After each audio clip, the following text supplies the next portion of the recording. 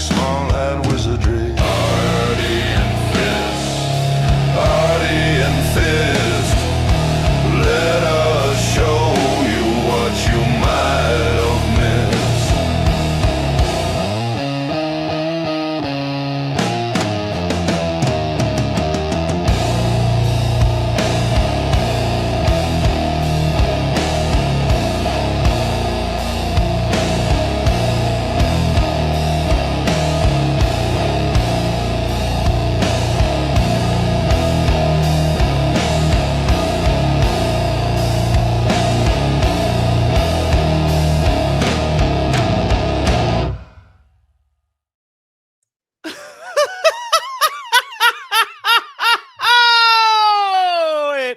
Looks like we are in fact live. We're live. Oh, welcome back, gentle and distinguished listeners, to another episode of Ardy and Fist. I don't have a funny intro this week, mate. I'm a bit sick. I think I got the clown virus. I've been down in the slot mines for too long, and I think I've picked up the clown Antonius virus, mate. My hair's going like all curly and red. I did get it checked for viral miliary, but it turns out it's not that. I got the clown throat, the clown neck. Really? That sounds really serious. Seriously funny, am I right? Absolutely. Look, as long as my fucking voice doesn't give out, I'll be all right, mate. I'll be all right. How's things with you, man? Things are good. You know, been making some spicy content recently. What's gonna be fun about today, okay, is we get to check up on a fella. All right. Now, not everyone. There's not everyone. No, we've had a lot of people join the channel since the last time we covered Vishbara. Okay. Oh yeah. So we have an emoji for Vishbar. We have a couple in there. Okay. I'm going to put them in chat right now. Okay. He's not black. He's Indian. You're going to forget that. So that just is what it is. That was a crazy time. That was such a fucking crazy time. So I'm going to be able to bring some people up to speed, check back in on them, because what's going on in Iran isn't nearly as bad as an AI cartoon that someone from the fella community made. Okay. Mate, that's going to have to be what Lindsay Graham is focusing on. All right. Because it's anti-Semitic. That's what we have to worry about. And it seems like the constituency has had it up to here with it, so to speak. Okay. I can't think why. Give us your phase 1, phase 2, because you say that a lot, but you don't usually go into detail about it. Yeah. Okay. So look, I thought up this framework, right? I've been doing Moorish history over on my channel, Fistory. You should check it out, right? It's a six-part link series in the description. Linky in the description, right? Did a 6-part series on the history of the Moors in England. I did the disputation of Paris. I did like a ton of Moorish history in Europe, right? And there's something that I noticed, right, as the kids say. So basically, there's like a phase 1, okay, where the Moors come to dominate society, right? They use like usury, they suck up to the elite, right? They extract wealth from the population, and after a certain amount of time, it starts like really negatively affecting the country involved, right? This is what happened in Britain, right? They were brought over by the Normans. They became like the tax collectors. They got like a bunch of privileges. If a Moor committed a crime, you needed 20 Gentiles to accuse them, and you still had to do it in a Moorish court. Like it's just like, you couldn't, right? They just had carte blanche to do. Well, there's different rules for them, as we're going to learn with the other Lindsay, James Lindsay today. Yeah, well, so this is the thing, right? And so eventually, after like, I forget how long, I think it was like 50 or 100 years, this tiny group of like 2,000 people owned like 50% of of everything in England, right? Like it was just this sort of rapacious sort of thing. Okay, so this is like phase 1. And during phase 1, once they get to this point, you're not allowed to talk about it, basically, right? And everyone's familiar with, this sort of like period. Now, during phase one, when people raise complaints, the subject, the substance of the complaint is never addressed, right? What happens is they pivot to saying, you're a terrible person for even raising this complaint, right? How could you even ask that question? What are you, like a horrible person? They'll like try and, you know, bring in sort of disciplinary measures to stop people from, you know, questioning. And particularly, they don't want people knowing about, they don't want Gentiles, Christians in particular, knowing anything about Moodyism, right? Because they don't want to know all the horrible, their real opinions on Christians, number one, and just all the crazy shit that's in the Talmud. And there is a lot of crazy shit in the Talmud, right? Particularly, think of how good we always see like the left and commies and Democrats like are good at like deflecting. Yeah. Like, where do you think that? How do you they've been deflecting for 2,000 years? Well, this is okay. So this is the point, right? Once it reaches a certain crescendo, you move into phase two, and phase two is basically the disputation. Right now, back in the day, the way this would work is you'd get sort of a bunch of bishops on one side and rabbis on the other side. The disputation of Paris is a very, very good example of this, right? So they go into like the middle of Paris. You got a bunch of bishops on one side, you got a bunch of rabbis on the other side, and they argue it out. However, generally speaking, the Moos wind up losing the disputation because they inevitably have to defend the indefensible. I mean, indefensible from the point of view of the Goyim or the Christians, right? From their point of view, of course, it's completely defensible. And then comes phase three, which is like, you know, conflict or expulsion or, you know, something like that.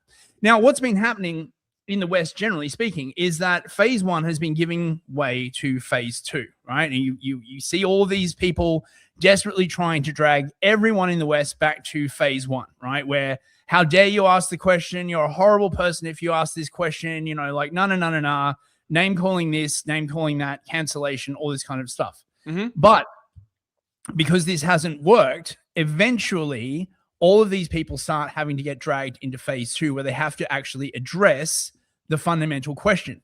And it has finally happened. The question. The question, yes. Question.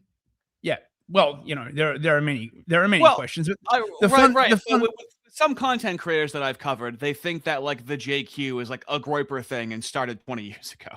Okay. This is an age-old question.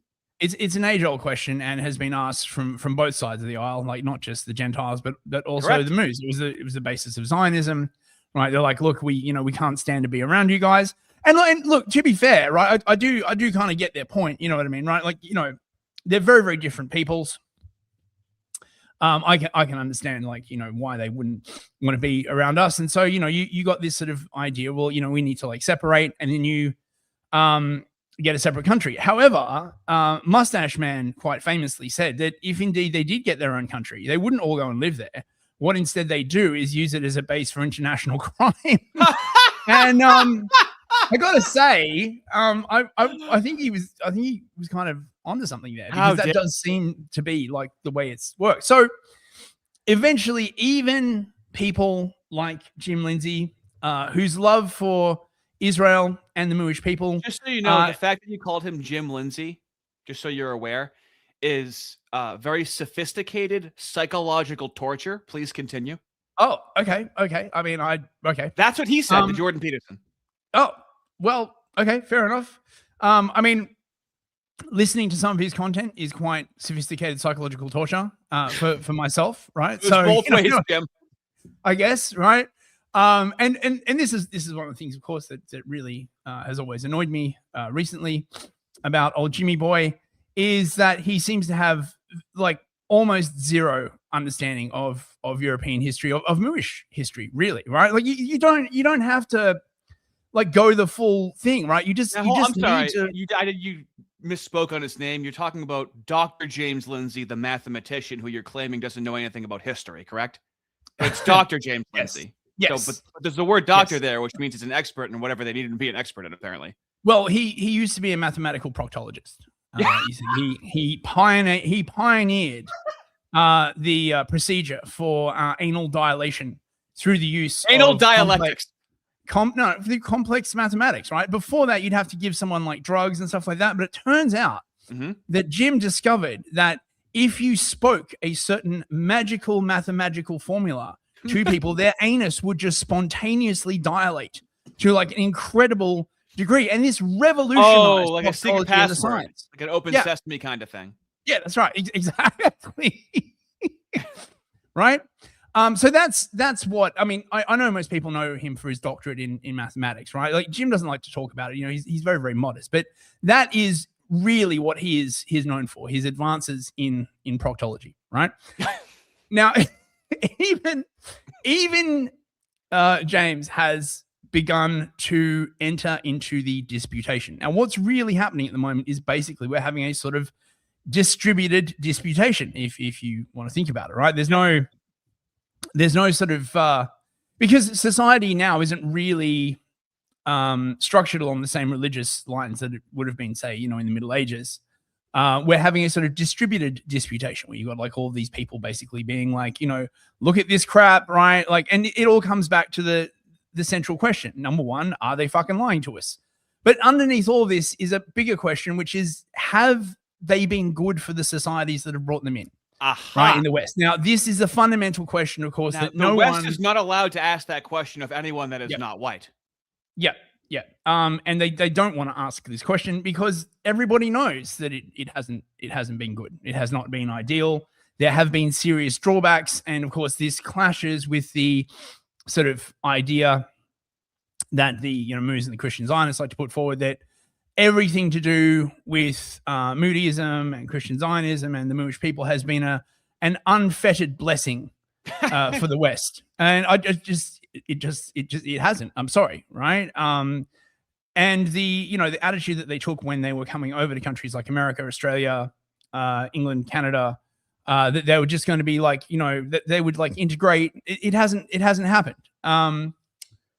So we are going to, I guess we are going to listen to Lindsay goysplain his point of view about the Mooish people. Very, very quickly before we do that, Waffle in chat did mention the Grabbler, and for anyone who doesn't know or remember what the Grabbler is, just very quickly, I want to show this, just for the younger fellas that may not have seen this. Here, I'm about ready to snap. The first thing we're going to learn about is problem visualization. Okay. It's a simple method for reducing stress by assigning an image to represent your anxiety. Well, that sounds simple enough. Okay, the first thing I like to do is imagine my money-related stress as the most disgusting, terrifying creature I can think of. I like to imagine an ugly, greasy little creature with a hooked nose and oily black hair. Oh, he is scary. This video, of course, is called, how long ago was this? 15 years ago. This is what the world was like, fellas, 15 years ago. Overcome stress by visualizing it as a greedy, hook-nosed race of creatures. I'm we all used to laugh, and we all used to have a laugh about it. I am amazed the Onion still has this up, to be honest. Like, it's grandfathered in, okay? Yeah. So I just wanted to, you know, for posterity. Also, yeah, I would like to wish the fellas a happy Easter, Catholic Easter, obviously. Also, bros, it's a week later. But I did find this that I thought was like pretty funny. I thought I'd like play it for you all. But yes, happy Good Friday to the Catholic bros, and I hope you have a great Easter weekend. Happy Easter, great and holy Pascha. You pagan! Christos anesti. Alithos anesti. Do what? Christos moskres. Moestilon moskres. What? Christ is risen. He is risen. Indeed. Indeed, he is risen. Truly, he is risen. I can't wait for the egg hunt. I can't wait to crack the eggs. Do what?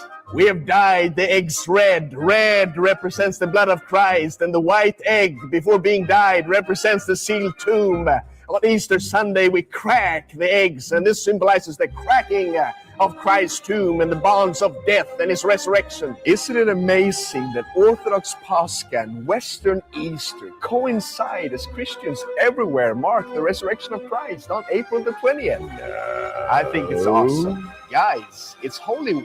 Let us celebrate Christ together and love each other. I love you, brother. You are an idiot. but I do love you. You're a heretic, but I love you too. We are the one holy Catholic and Apostolic Church. We are the true Western Catholic Church cleansed by the gospel. We are one holy Catholic and Apostolic Church. Submit to Rome. It's all in good fun. It's all in good fun, bros. Yes, I know Pascha isn't until next week. That's why I was, saying, happy Easter to it's Catholics. topical and pertinent to our content. Yeah, I reckon. And honestly, that's how people, Christians sound on the internet when I see them on one hand telling me to obviously believe in God, and on the other hand, arguing with each other in the very same comment section. Anyway, right? Like, if you're an old school Christian, if you go to liturgy, you're my brother, right? Obviously not the Unitarians or the communists or the gay priest, woman priest. Sorry, like you got to draw a line somewhere. But I don't think people who celebrate like Grace Slayer in chat said he's a civic Christian. I suppose it's kind of redundant, but anyway. I just want to shout out King Spectre, who made this like incredible fucking movie poster in a very short amount of time. Mate, he had the spirit.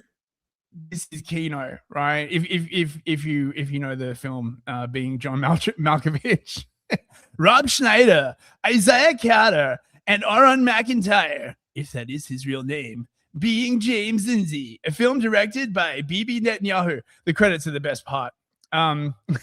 Good Goy Pictures International presents a propaganda film's single brain cell picture. Production, Rob Snyder, Isaiah Carter, Aaron McIntyre, being James Lindsay, Daily Wire, and New Discourses. Music by Kanye West. Edited by Ardy Tardy. Oh my God! Director of photography, Hands of Healing. Oh man, a lot of love went into that fan art. Is this the new version or the old version? I think this is an old version. You're so up to date on it. There's different versions. Oh yeah. No, because Spectre made. I think this is the old version. Sorry about that, Spectre.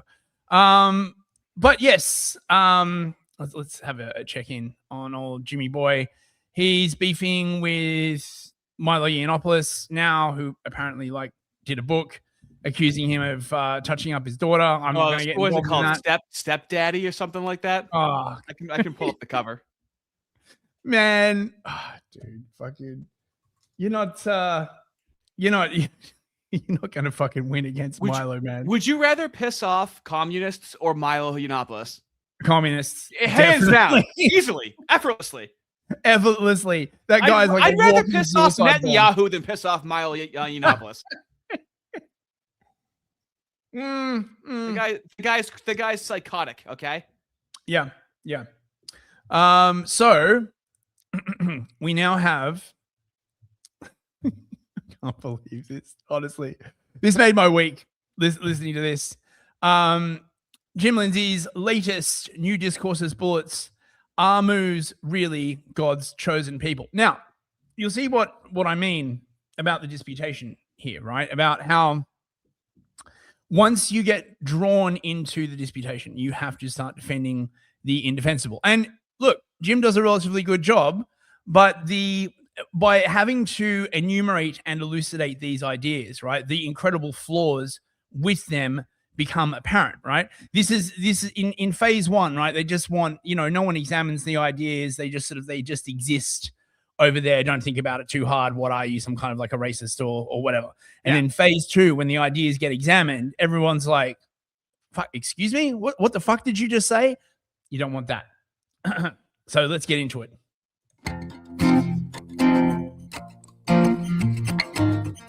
Pause it real quick. Mm-hmm. Like, there's been people recently in his comments being like, hey, can you just do a video of yourself? He acts like it's a company.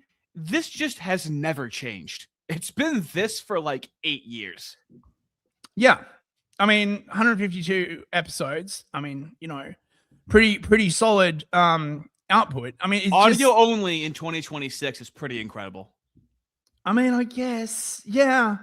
I don't know. He just sort of sits down with a mic and he just sort of like jams, like just, look, tells How can I everyone about his, incorporate Oren McIntyre into what I'm about to talk about?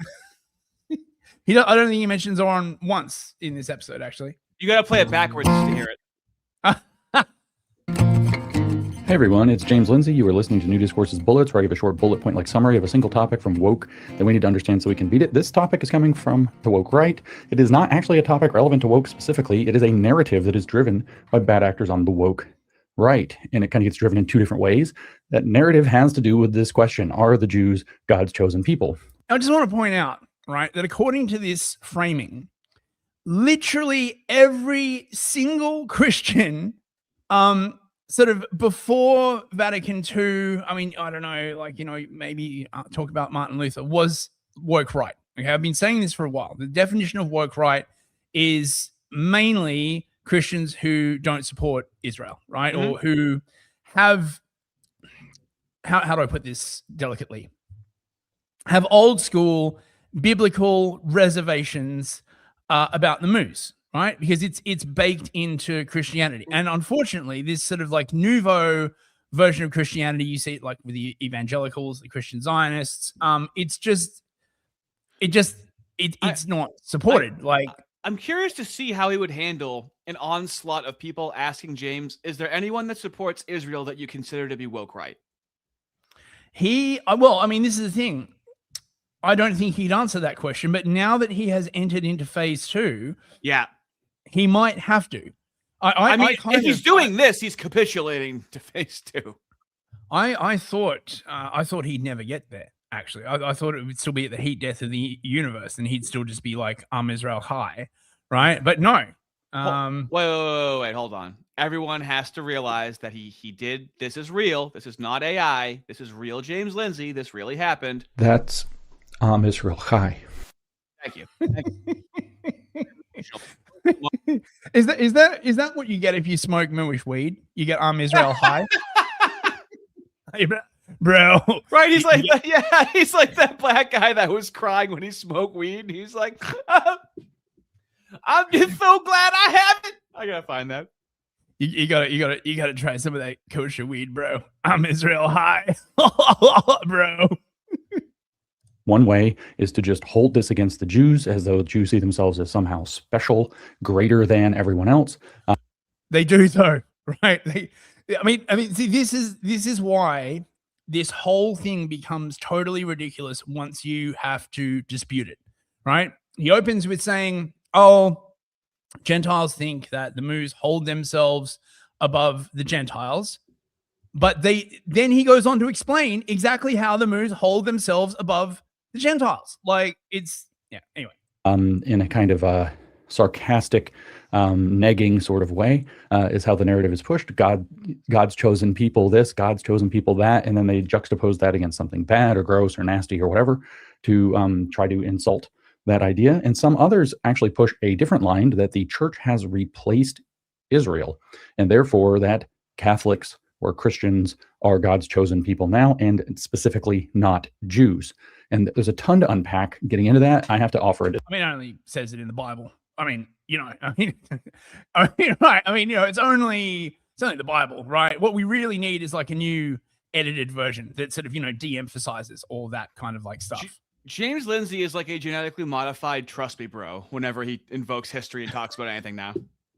Yeah, oh my God. I really hope he starts getting into Moorish history. Like, that would be fucking hilarious. Like, if he actually started studying history and like trying to explain the literally centuries and centuries of conflict between the Christians and the Moos. Well, and he happens to think and exclaim that they are an ethical people explicitly. So I would love to see the rosy glasses that he wears.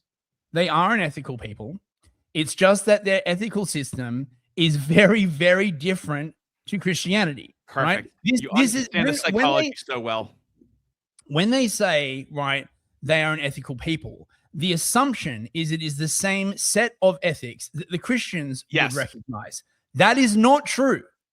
That is just completely. I'm sorry. false. It feels like we're talking about like trans people right now, or communists, how they have different meanings for the same words that we have. It feels very familiar to me for some reason. Yeah, for some reason. Disclaimers aren't really my style, but I do want to be accurate and sensitive. I am going to, as we might say, goysplain this. I am not Jewish. Okay. Phase 2 in full effect right now. Okay. He's the goysplainer in chief. Oh my god! Did you think 2 years ago he'd ever say that phrase in a video talking about the moose? I don't know, mate. I'm here for it. It's goysplain to me, James. Goysplain away. I am a Gentile, as it were. I am outside of their tradition. I am outside of their thought. I am not the best person to explain this. I'm new to these explanations. But Perfect. I love it. It's the same thing he did with Pat Buchanan. Yeah. Where Winston Marshall asked him about Pat Buchanan after he said that like Tucker Carlson was influenced by Pat Buchanan, and he's like, "Oh, I don't really know a lot. I haven't read a lot about Pat Buchanan. I'm just saying his name." Yeah, I mean, I don't know very much about this, but I'm going to assert very, very strongly as though I do. but I know, but to feel- say that up front and then by his audience still being considered a beacon of knowledge is just fascinating to me. He's telling you up front that he doesn't know. Yeah. feel like it needs to be said, and it needs to be said by somebody who is outside of this so that it can be heard. And so there's actually a lot going on. Is what does this chosen people mean? What have they been chosen to do? And how are they chosen are kind of all questions aside from those two narratives. And so, like I said, there's a ton going on here. So the first thing is, how do the Jews see themselves as chosen if they do? So a lot of Jews do understand themselves as God's chosen people, but what they see themselves as being chosen for, and I'll come back to this in more detail, is a responsibility. And it is not that they're selected as the elect greater than people of the world. It is that they've been given a special task or responsibility or job. That's a different kind of narrative to what the where they were chosen to be given that special task, James. I mean, so mooey how he's trying to squirm out of it. You know what's actually funny, right? Is that from a certain angle, this is actually very antiseptic, right? Because what James is doing here is he's lumping all moves into one. And that's completely untrue, right? From the point of view of the reform moves, right? Their job is tikkun olam, right? To repair the world with socialism, basically, is pretty much what it comes down to, right? We're going to repair the world with socialism. From the point of view of like the right-wing orthodox moves, their job is to see the Messiah return and then rule the world with, I don't know, technocratic legalism, I guess, right? So this the problem, the big problem that I have with this is that all of these like assertions that, you know, we're gonna fix the world. You're gonna fix the world for you, right? You're not gonna fix the world for the Gentiles. Like this idea that they pretend to be like the neutral institution, right? Like they are like the neutral people that will like watch over and guide the world. They are incredibly partial, right? When they talk about a better world, they mean a better world for them. And this is why they brook no opposition. It's not a better world for us. It's a better world for them. And they that's just understood between them. It's like telepathically communicated. Well, I think it's basically like explicitly said. But yeah, it is. But they would deny that it's explicitly said. It's a very deep assumption, right? Like, you know, they understand the law, right? Like when they're in charge of the law, there will be like justice and but that's not how it works out. And everyone can see that that's not how it works out. Oh, you mean like how the Democrats, when they have any sort of governorship over like a city for the past 50 or 60 years, kind of like that, huh? Where did they get it from? I don't know, I'm getting like a lot of deja vu in what you're saying right now. Deja vu, you might say. Oh, it's right there. That's technically mine. That's technically mine. Right narrative against them is. So that's one thing. Like I said, I'll develop that.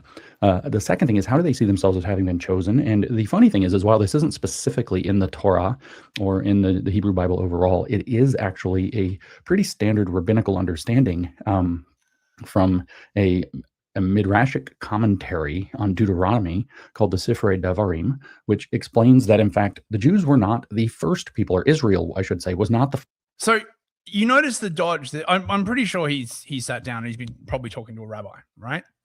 You notice how he's like, well, this isn't in the Torah, okay? It's in a in the Midrash, right? Which is like a commentary on the Torah. In this aspect, Judaism and Islam are quite similar. You've got the Holy Book, then you've got like a buttload of like commentaries on the book that sort of like change how like the book is interpreted, and the commentaries are regarded as at least as holy as the original book, right? Yep. First people Now, chosen by God. I think you're making a very bold assumption when you say he's been talking to a rabbi, because as we all know, Decided nobody needs to know what my religion Which is any explains longer, that, and in I'll never fact, tell anybody again. okay, no one knows what his religion is, and No, he's never going to tell anybody what his religion is. Okay, No, so no, you're when I- really painting with a broad brush there. When I say he's been talking to a rabbi, I don't mean that he's converted. What I mean, Oh, is okay, that right. He's gone to a rabbi, right, and probably said like, "Oh, Rabbi, there's so much anti-Semitism around. I can't understand why, like, you know, all the Gentiles, like, you know, don't have the great love for Israel and for the Jewish people that I have, you know, deep and wide as an ocean, a passionate sort of love that, you know, swells his nutsack." He really loves them a lot. Like it's honestly kind of creepy to be perfectly frank. Kind And of the creepy. rabbi- That's nice of you. And I bet the rabbi has sat down and been like, "Well, sit on my knee, little James. Perhaps not. You're a little bit old for me. Have you got maybe like any children?" Our AI artists in the background take note of that. Right. And I'll explain to you, you stupid goyim, what it is that the goy don't understand about the very special relationship that we have with God. Is much, much more special and detailed than the relation that the Christians, of course, have with their God. Small James with a propeller hat wouldn't be terrible, sitting on the man's knee. Explains that, in fact, the Jews were not the first people, or Israel, I should say, was not the first people chosen by God to do this responsibility. They were the people who said, yes. God asked other people, will you keep these laws? This is at least according to this commentary, which is based off of a line in Deuteronomy 33. The Lord came from Sinai, and he shone forth from Seir unto them. He appeared from Mount Paran, which this Midrash understands them, this Midrashic, I should say, commentary understands that line to represent that God went before other people as well. And now you notice that the Christian Zionists do this a lot as well, right? They'll take one isolated sentence from the Bible, right, in one book, and then they'll go to the other end of the Bible and they'll take like another sentence completely out of context, and then they'll stitch them together and they'll be like, because of this, this means X. And this is exactly what he's doing here, right? It doesn't say anywhere in the Bible and the Torah that, like, you know, God came to like these other people before and offered the law and they said like, no. It's just, you know, because we read this sort of like thing, oh, they came before a mountain, no. Therefore, you see this a lot.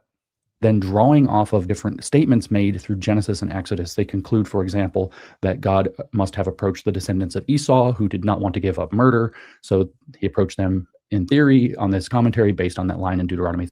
Now listen, right? In case anyone's not aware of this, Esau is the whites, right? Esau is the Europeans. Ishmael is the Muslims. So what he is saying is that God first approached the Europeans, right, and said, you know, you will follow my law. But the Europeans didn't want to give up murder.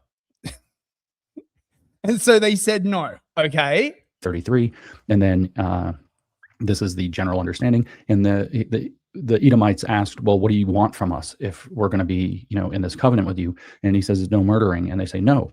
And then he approached the Ammonites and the Moabites, and they didn't want to give up adultery and sexual immorality. And he approaches the Ishmaelites, I should say, and they don't want to give up stealing and being wild. And these are all based off of comments from Genesis about how they describe their ways of life in these different countries, by the way, and goes to other nations and so on. And the difference is that in Exodus, specifically Exodus 24, when the Israelites are approached by God with this deal, which is to keep the commandments, they reply, we will do it, and we will hear the details later. So they agree. So, okay. So this being allegedly approaches the Israelites and says, I want you to obey a bunch of laws. They don't even ask what those laws are. They're like, yep, sign us up. Right? I mean, okay, that sounds fucking weird to me. That doesn't sound like the God of the New Testament, but you know, what the hell would I know? To the proposition that they agree to the covenant without even having to know what's in it. They say this is in our best interest. They accept the contract on faith. So in that sense, they are chosen, but they are chosen because they chose to be chosen and to step into a relationship in faith. So there was a trust element there. So this is very different than this idea that God came down from on high and said, you are my people, that'll be that. Now, of course, if you read in Genesis 12, that's actually how Genesis 12 starts. This is where God comes out and talks to Abraham. And the famous part is, I'll bless the people who bless you and curse the people who curse you. So this is, like I said, not specifically in the Torah, but this is a standard understanding among Jews. And the question here for this discussion is not necessarily what is the exact exegetical truth. The question is, how do Jews understand themselves as so-called God's chosen people? And they... Okay. I mean... Wait, so should we keep doing this, or do you want to do super chats? I see like super chats are fucking popping off, mate. Yeah, so we should probably address them because we usually do them around a half an hour in. Right. Sorry, I've gotten caught up in the Jim Lindsay Mooery universe. So let's. There's things happening in the chat right now. There are things happening in the chat. My God. Stealth is optional for 7 ZAR. Oh wait, that's a. What I is mean, that? I don't know. If it's blue, if it's in their currency, you know. Okay. Get there. Flavius Agonicius for $10. Thank you very much, Flavius. Oink, yeah, Brad. Shabbat shalom, fellas. The NYPD took my mattress and barred me from my tunnel. The bigotry is getting out of hand. Oh, mate, how are you going to take your tunnel naps now? That's terrible, bro. Yeah, what's the man without his tunnel naps? Also, Shabbat shalom. Daddy's home. Darn right, fella. It always cuts off the front of the sample. I hate it. Play it again. Oh my word. Shabbat shalom. Daddy's home. It's God damn you, StreamYard. Double Mumble, 5 months membership. Hey, Ardy, this stream's cool and all, but how about you play some COD Zombies instead? Should be much more entertaining. I don't even know. I don't even know if they're turning on me or not. I'm completely in the dark with my own community. Is the Night for $5. Thank you very much. Thank Heard you. Fist reference and Ortho Bro dogging him for calling St. Mary of Egypt St. Anna on Clown World. I was playing. Sorry if I came off as being correct. No. Thank you. Is the Night. I need to be corrected on this stuff. I won't forget that again. No. I actually appreciate it because I know there are a lot of people in chat who know more about this than me. You may have thought he was incorrect, but he's right again that he likes to be corrected. So technically he's right again. No, I want to get the names of the Orthodox saints correct. Thank you very much. Torture White for $5. Would love to see a full video on the occupation expulsion cycle. Yeah, that actually, I should get on that. Yeah, that would be a good subject. Thank you, Torture White. Never done. Isaac for $5. Thanks, Ardy and Fist, for a good Friday with the fellas. We trad cats love this cracking on Easter. Save the West. Happy Easter. Save the white race. And I can't. Bears run the world. Bears are moved because they meant to play a video. Right. God bless. Soul on the Lich for 100. There he is. Didn't know Dr. James Lindsay had a medical degree, invented the lingual prostate check and the scroach to mouth resuscitation technique. He doesn't like people to know about. He's very, very modest about his medical achievement. He is a doctor. You may laugh, right? But the scroach to mouth resuscitation technique has saved countless lives, especially among the circumcised. You have to be circumcised for the procedure to work well. I don't know why. I'm not a medical man. You deserve what you tolerate for $5. Thank you. Thank you, Accurate depiction of Lindsay, Southern Dandy, and conspicuously fruity Graham in the thumbnail. Oh, we will be getting on to Lindsay Graham. Fucking, you best believe it. Molokai, 3 months membership. Thank you, mate. Fellas, I have been here for a bit, and I'm so happy to find this channel. And you fellas, hey, Molokai, I hope you're doing well, mate. It's very nice of you. It's very nice of you. Isaac, again, for $5. I dislike Milo with a passion. Yeah. They have dirt on Lady James. I will spread and shout all the good news that his Gonish traits has dome things to his woman. Yeah. What, you don't understand that? I don't know. Moving along. It's very cryptic. Origin Party for 5 loonies. Thank you. Fisty, I hear James Lindsay has purchased a ringlet curling iron Find me on X at Ardent Party and Rumble at Ardent Plays for more. Cheap ads are cheap. Indeed, they are. They are. Thank you very much. Frankensec for $20. Hello there. Wait, I gotta do the thing. Thank you very much. Sleep apnea voice. Point of personal privilege. Please restart the stream, comrades. I can't hear you. Fuck. I can't hear you because the chat is still fucking hissing. And then in the chat they were all hissing. It was precious. Oh, mate, that voice is like hard to do when you got a throat thing. Not a problem. Waffle for $50. Holy crap, Waffle, buddy.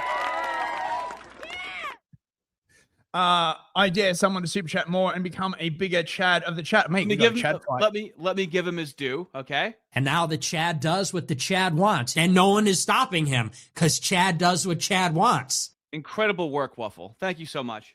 I mean, traditionally, Waffle is the Chad of the chat. He's Holy probably crap. the executive producer of the. Oh my! Wow.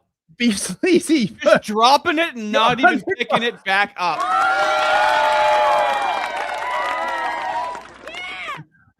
Walks in, drops $100, doesn't elaborate, leaves. And you better realize that Waffle just took credit for that in chat too. And now the Chad does what the Chad wants, and no one is stopping him because Chad does what Chad wants. He's taking credit for another man's hundy. Thank you so much, Waffle and Beef Sleazy and Jam over here. My Lanta. Oh my Lanta. Yeah, $50. Thank you very much, mate. Hey guys, sorry I'm late. I was busy putting my new RDX remnant romance novel, A Remnant of Defective Love, in elementary school libraries. Could you please restart the stream, but replace Fist with Remnant so I can get inspiration for a sequel? Incredible. You know, this is where we're spreading our wings right now. You know, I've dabbled with Remnant. You got Aaron from Clown World. We're spreading like wildfire over here. It's good to see. Thank you so much, Jim. I really appreciate it. Jam, I really want to know sort of like more about the plot. I don't want to know. No, I do. Look, it's a goof. Look, you don't have to elaborate. It's really don't pay any attention to Fist. Don't elaborate on that at all. It's gonna be a tale of sweet and tender streaming love, right? the older Ardy takes the younger Remnant under his wing, becomes his senpai, teaches him streaming and how to love for elementary school kids, you know. Eric Greenman for 50 knock. What's up with this effort online to split USA from Europe? Doesn't it have a certain stink to it? It absolutely does. And it happened exactly the same time that they're bigging up Japan. So I think this is part of like a conscious effort to pivot away from Europe towards the Asia Pacific and bring all the normies along for the ride. Double Mumble for $10. Yo, Fierce, don't know I can trust you. I need you to talk Ardy into doing JQ ASMR from now on. I need something to get to sleep. How about if I argue with the chat about miscegenation? Would that knock you out? Wait, isn't Fistry JQ ASMR? Wait, you would think it is, right? Yeah, just I don't know. Maybe my voice is too. Yeah, my voice is. Yeah, your voice isn't ASMR. My clucking voice is ASMR somehow. Okay, what deranged people that support me? You know, we had someone like message us saying that they put on an entire playlist of all the Ardy and Fist, and that was what they were sleeping to, them and their wife. I was like, my God, insane. That's wild. How could you sleep to that? I don't know. How are you not divorced? How is she still with you? Well, I mean, no, at least they're like I guess a happy couple if they both enjoy listening to show while sleeping. Wait, hang on. Yeah. Chris Grey Slayer for $5. We have to learn more about pill pull, or we can't practice discernment. Well, we're learning, right? The best way to learn it is to have it practiced on you relentlessly and have it take over your government. And then the only way you can survive is to get good at it, right? Throw you into the fire now and in the afterlife. And Christos, 5 memberships. Very much appreciated, fellas. I'm probably gonna release another Hard R lore video tomorrow. So for those of you that don't know, there have been some behind the paywall streams, but also I released videos of me from like 2017 to like 2019 of pretty embarrassing things that I used to say and think about what's going on in the world. Very focused on the blacks. Didn't know about the moos until less than a year ago. So I'm probably going to do another lore video tomorrow. And double mumble again for $5. No fist. You need the hypersensitive mic shaped like an ear. It's very important. So it'd be like back in the 1400s, the disputation of Paris was a very spicy episode where the Talmud was burned in the middle of Paris. You mean like that kind of thing? No, that's not an ASMR voice. This is an ASMR voice. This is an ASMR voice. Don't you know that? Okay. Anyway, very quickly. This is the man crying. So this is James Lindsay Weed. Thank God for my reefer, man. This shit good. Every time I reefer, man, I have some good weed. And when I come back that afternoon, he don't ever have none. I want to know what kind of motherfucking deal he been getting. He need to get more of this shit.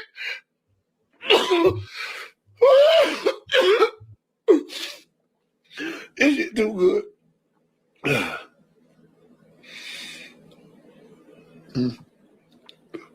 Feel like a booger. It could be. Oops. Sorry, that was just in my head the entire time. Please continue. What the fuck? Okay, right. So back to Dr. James Lindsay and his Hippoverse exploration. See themselves as the people who said yes in faith to a covenant, which required of them certain things. They said, yes, we will do the hard things you're asking, even without knowing what they are. And so they didn't know what it was that they were about to be commanded to do. They didn't know why. Okay. They just decided to do them. And this is supposed to be a good thing. I just like, Yeah. like, what if, right, the entity involved had been like, oh yeah, you have to engage in child sacrifice, and they would have been like, well, we already signed up to it, right? Like, you know, it's, I mean, this is I know. It's very, it's like teaching the goy just to sign the contract without reading it. Yeah, you know, just that's a really blindly good accept point. it. That is very un-Moorish behavior to sign the contract without reading it, mate. I gotta say, Right? We're talking about the same people. entered into the covenant on those terms, which took place at Sinai eventually. Okay, so this explains what the Jewish view of their chosenness is. They don't see themselves as an exalted elect above. Oh, come on. Yes, they do. No, they don't. Oh, See how easy that was? They sure as hell act like they do. Like, no, they don't. See? We just deny. Humanity, they see themselves as people who accepted a particular responsibility and did so in faith after others had possibly rejected it, based on this at least particular commentary. Regardless of if that's right or not, the Jews see themselves as people who have accepted a responsibility. So what is that responsibility? You know, I am always reminded of the fact that James is an atheist, right? Like, you know, he can prevaricate about this all he wants, right? He's like, oh, I am agnostic. No. He is an atheist. You know why? He doesn't believe at heart that any of this shit matters in any kind of like a spiritual way, right? He doesn't believe that there is any kind of spiritual truth.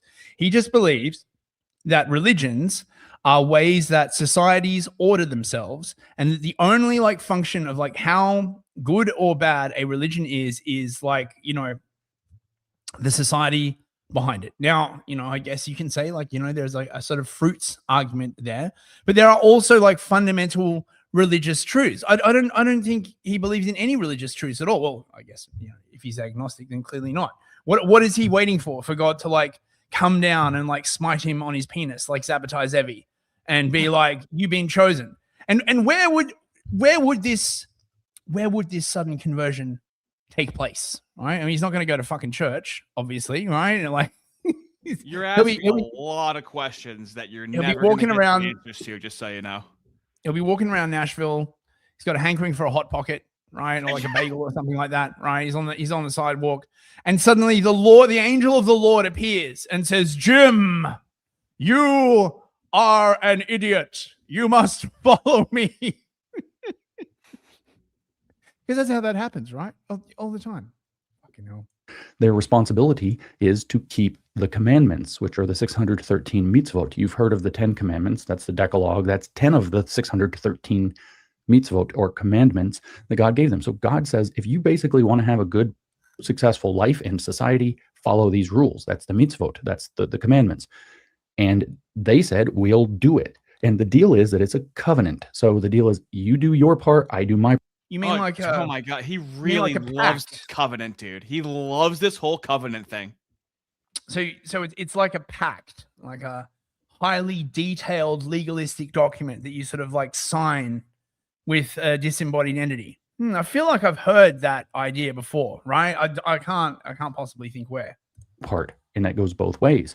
So if the people do their part and keep the covenant, then God will bless them as people who kept the covenant. So the idea is that the Jews have accepted the responsibility of keeping these particular commandments and rules to uphold what amounts to the introduction of ethics into the world. They said, we will voluntarily be ethical people. We will voluntarily. Yes. Who the fuck describes ethics as voluntary? I've never heard that combination of words. But don't you know, mate, before the moves, there were no such things as ethics. Right? I mean, how else are you supposed to interpret that? They literally invented ethics, right? Like, oh fuck, dude, this is so Judeo-centric. I can't fucking believe it. Yes, actually, we were the people who invented ethics, don't you know? Fuck voluntarily off. Do these good deeds. Voluntarily. We will voluntarily uphold these commandments and laws, whether it's do not murder, do not steal, etc., or whether it's, for more particular things like kosher laws for dietary concerns. We're going to keep all of this. And the deal, if the covenant thing is true, if God really is out there keeping his end of the deal, and that's the whole faith aspect, by the way, the deal is that God will bless them because they are keeping the covenant. That's the covenantal idea. They keep the covenant, God blesses them in return. That's his end of the bargain in the covenant. This isn't God came down and commanded and everybody has to do it. It is a deal that is being struck here. And so the idea is that the Jews see themselves as having been chosen by their willingness to step into this agreement as covenant in faith, and that gives them a responsibility to keep these commandments, these mitzvot, to keep these commandments such that the blessings will then come through. So they're going to act ethically, thus be blessed, thus become a light unto the world. God. Right, but James, you just said, right, that they accepted this contract, this covenant, without knowing what was in it. So they've got no idea, right, what these laws are, what their purpose is, right? They just accepted like a whole bunch of laws to do all this like crazy stuff, and then boom, they invented ethics. I'm curious what the motivation was rhetorically to make sure that he said they didn't even know what they were agreeing to. Like, why would you even why would you include that? What is that? Well, I think it's probably whatever rabbi he was talking to was probably trying to like dodge this idea that the Jews believe that they are superior because they are chosen, right? Which is manifestly true. Just look at their freaking behavior. Like, oh no, actually, it's very complicated. Play the fucking clip. I love how you didn't even try and set up this clip. It just happens in these conversations consistently. It's actually really complicated. No, it fucking isn't at all. It's actually really complicated, okay? It's light shining through the blessings that come from the covenant through their people because they're being responsible, ethical people. That's the program, okay? So when you hear God's chosen people, what it is it's people who self-selected and agreed on faith to keep a bunch of particular and sometimes onerous rules. Some of them are very basic and simple.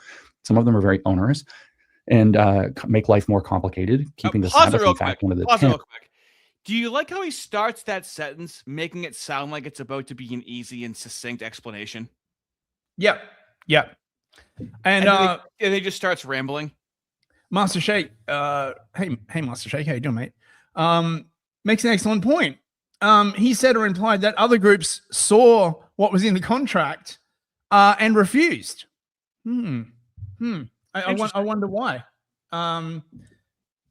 Probably because they're just unfaithful goyim. Obviously, it's very nuanced and complicated. Very nuanced, yeah. If you actually go to Israel, for example, you'll see it's a kind of amazing and magical experience.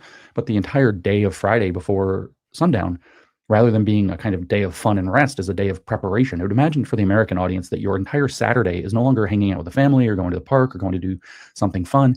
It's basically getting everything ready so that by the time the sun sets Saturday night until the sun sets Sunday night, you can't cook, you can't clean, everything has to be arranged and prepared and ready to go for you to live as you want to live for the next 24 or actually 25 hours. Okay, so it's a day of preparation, which of course has intentionality behind it. It's not a full day of rest; it's a day of preparing. And pause it real quick. He is like describing something very basic and straightforward with like such passion and like contrived detail. Yeah. So if I may do this psychoanalysis thing that I sort of hate to do, right? Like mind reading thing. Which, I mean, no one can explain Lindsay. Hey, and you. Right. In your So defense, I'm defense, Benjamin Boyce himself has been like, Ardy, Fist, what do you think is going on with James? Okay, right. And people who've known the man ask us. So with the acknowledgement that I do not have telepathic powers or anything like that, right? But I have a suspicion that the reason why these displays of mass collective action in Israel, right, so goy beam people like Lindsay is because they miss the ability for their people to engage in any kind of collective action because it's been rammed down their throat. Oh, if whites ever do anything collective, right? I mean, they're always like, oh, we need to like be individuals. What he is describing, what Shabbat is a collective thing. Everybody works together as a collective. Everyone does something at exactly the same time. How is that not collectivism? Oh, I'm sure you'll have for it, right? Oh, well, actually, that's very, very different. Why? It's not the only difference is that it benefits their religion, right? As opposed to benefiting any other religion. Oh, for fuck's sake. Has intention. I don't want to get lost in this, but these different onerous responsibilities are believed by Jews. This is their belief. This is what we're talking about. They don't believe they've been chosen to be a light to the world. They've been chosen to carry a responsibility that is given to them in the covenant, that if they keep that responsibility, God will bless them and that light of God will shine through. And where, as Jesus says, to jump track to the Christians, in their fruits. So what you'll see is good things happening in Jewish communities, Jewish families, and circumstances like this. And they become, the idea is they have this. I love how this is totally misses over any kind of zero-sum outcome, right? Right? Like there's never a question of like, well, if this community prospers, right, will this negatively affect any other community around them? Oh, no, right? Like, when they get their own like police force and their own firefighters and their own ambulances, right, and just nobody else does. To the ambulances. Yeah, that's right. Remember the 6 million ambulances, right? When they like advocate for like mass immigration and stuff like that, right? It's great. It's great for them, right? There's never any concept that it might be like bad for the other people around them, right? And it just doesn't even come up. Responsibility to be the light of God's covenant to the world. That's it. That's being the chosen people. Okay. And they're chosen by virtue of the fact that they agreed to this unconditionally ahead of time. That's it. So this is not like is being said or being implied in this woke right narrative. It's up to you. Wait a minute. If you're chosen, so it was up to them if they were chosen? Is that what the word chosen means in this context? You get to decide? You get to consent? Ardy, if you'll please consult the Moorish American Dictionary, I think you'll find you're using the old definition of the word. They decided to be chosen. Yeah. That's what it sounds like. So even they are still ultimately in control and in power, even in this situation. Of course. Interesting. About God's chosen people. And it should stop and make you think very hard that this is being misrepresented, not just in ignorance, although that's happening, but also maliciously and likely intentionally, and with the complete and utter disregard for the Jewish people who are speaking up and saying, you don't understand, this is how we see ourselves. And regardless of whether or not. Right. But with respect, James, the people that you are railing against, the woke right, see themselves also as righteous and virtuous and fighting for their people. Why is it that you never sort of comment on how those people see themselves? If it's such a crucial thing, right? How they see themselves as opposed to like their actions or their effect on the wider world or anything like that. why not do it for your opponents? I mean, that would be good faith. That would be steel manning. That would be understanding the opposition. That would be or opponent. That would be like acknowledging the friend enemy distinction. I mean, it really throws a wrench in the system if he does that. True. The theological parts are true. What you see is, that these keeping these various commandments, that defining their people as the people with this responsibility, gives them something to do together. It binds them together. It gives them community. Collectivism. I thought we were against collectivism, James. Wasn't he always railing a bit? Oh, he's against like white collectivism. Okay, fine. It gives them purpose. It gives them all the kinds of things that even in a very fully secular analysis, non-theological analysis, lead to successful outcomes. So you don't even have to accept the theological premises to see that living ethically and responsibly turns out to be a great model. And willingly doing things, sacrificing things that you believe are purposed with a group of other people who also do it, binds you in an effective community. So it should really alarm you the way that this propaganda misrepresents this belief, and that this is used as a wedge. Especially, so like I said, the kind of two ways that it gets misused. This is the first of those. This is the one where it is, it's kind of used sardonically. Oh, God's chosen people, the Jews, God's chosen ones, or whatever, as though. Pause it real quick. In the this just feels like Black Lives Matter, where it's like, oh, no, you're misconstruing the messaging. It's like, it's horrific messaging. Oh, no, not abolish the police. It's your messaging is very confusing. What you're saying sounds pretty explicit. No, by chosen, they chose to be chosen. Oh, yeah. Okay. Yeah, exactly. When we say abolish the police, right? We don't mean abolish the police. When we say like dismantle white supremacy and kill whitey, we don't actually mean that. Yeah, you do.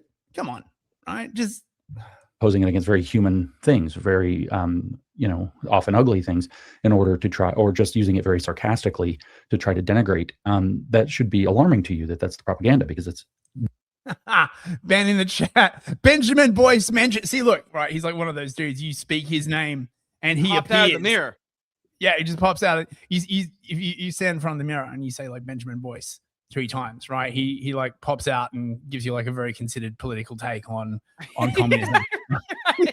makes you a nice cup of cocoa and then retires like back to the 4th dimension. and just wants to listen to about how you're feeling and make sure you're okay. Truly, right? Like he actually got like kicked out of the Mirror Demon school because he was just being too nice to people. You know what I mean? Terrible. Mind you, the James Lindsæyites call him a douchebag and a fucking demon. Fucking incredible, dude. Not reflective of how the people who actually believe this see the issue or themselves or their role in that, which is that covenantal relationship of responsibility. Therefore, blessings come from God, who keeps his promises. And thus that becomes a light for the rest of the world to see that God keeps his promises to those who keep up their end of what ethics and responsibility. So have they been a light in the world though? Right. Like I feel like a reasoned study of history would throw up a number of like counters to that assertion. Doesn't it feel like when like the Black community tells Black children like their skin's magical and that like they're different from everybody else? Like that's how they injected that into the Black American identity. Yeah, literally.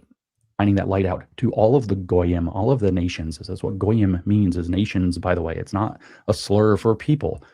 They, in fact, the Israel calls itself a goy kadosh, which means a holy nation.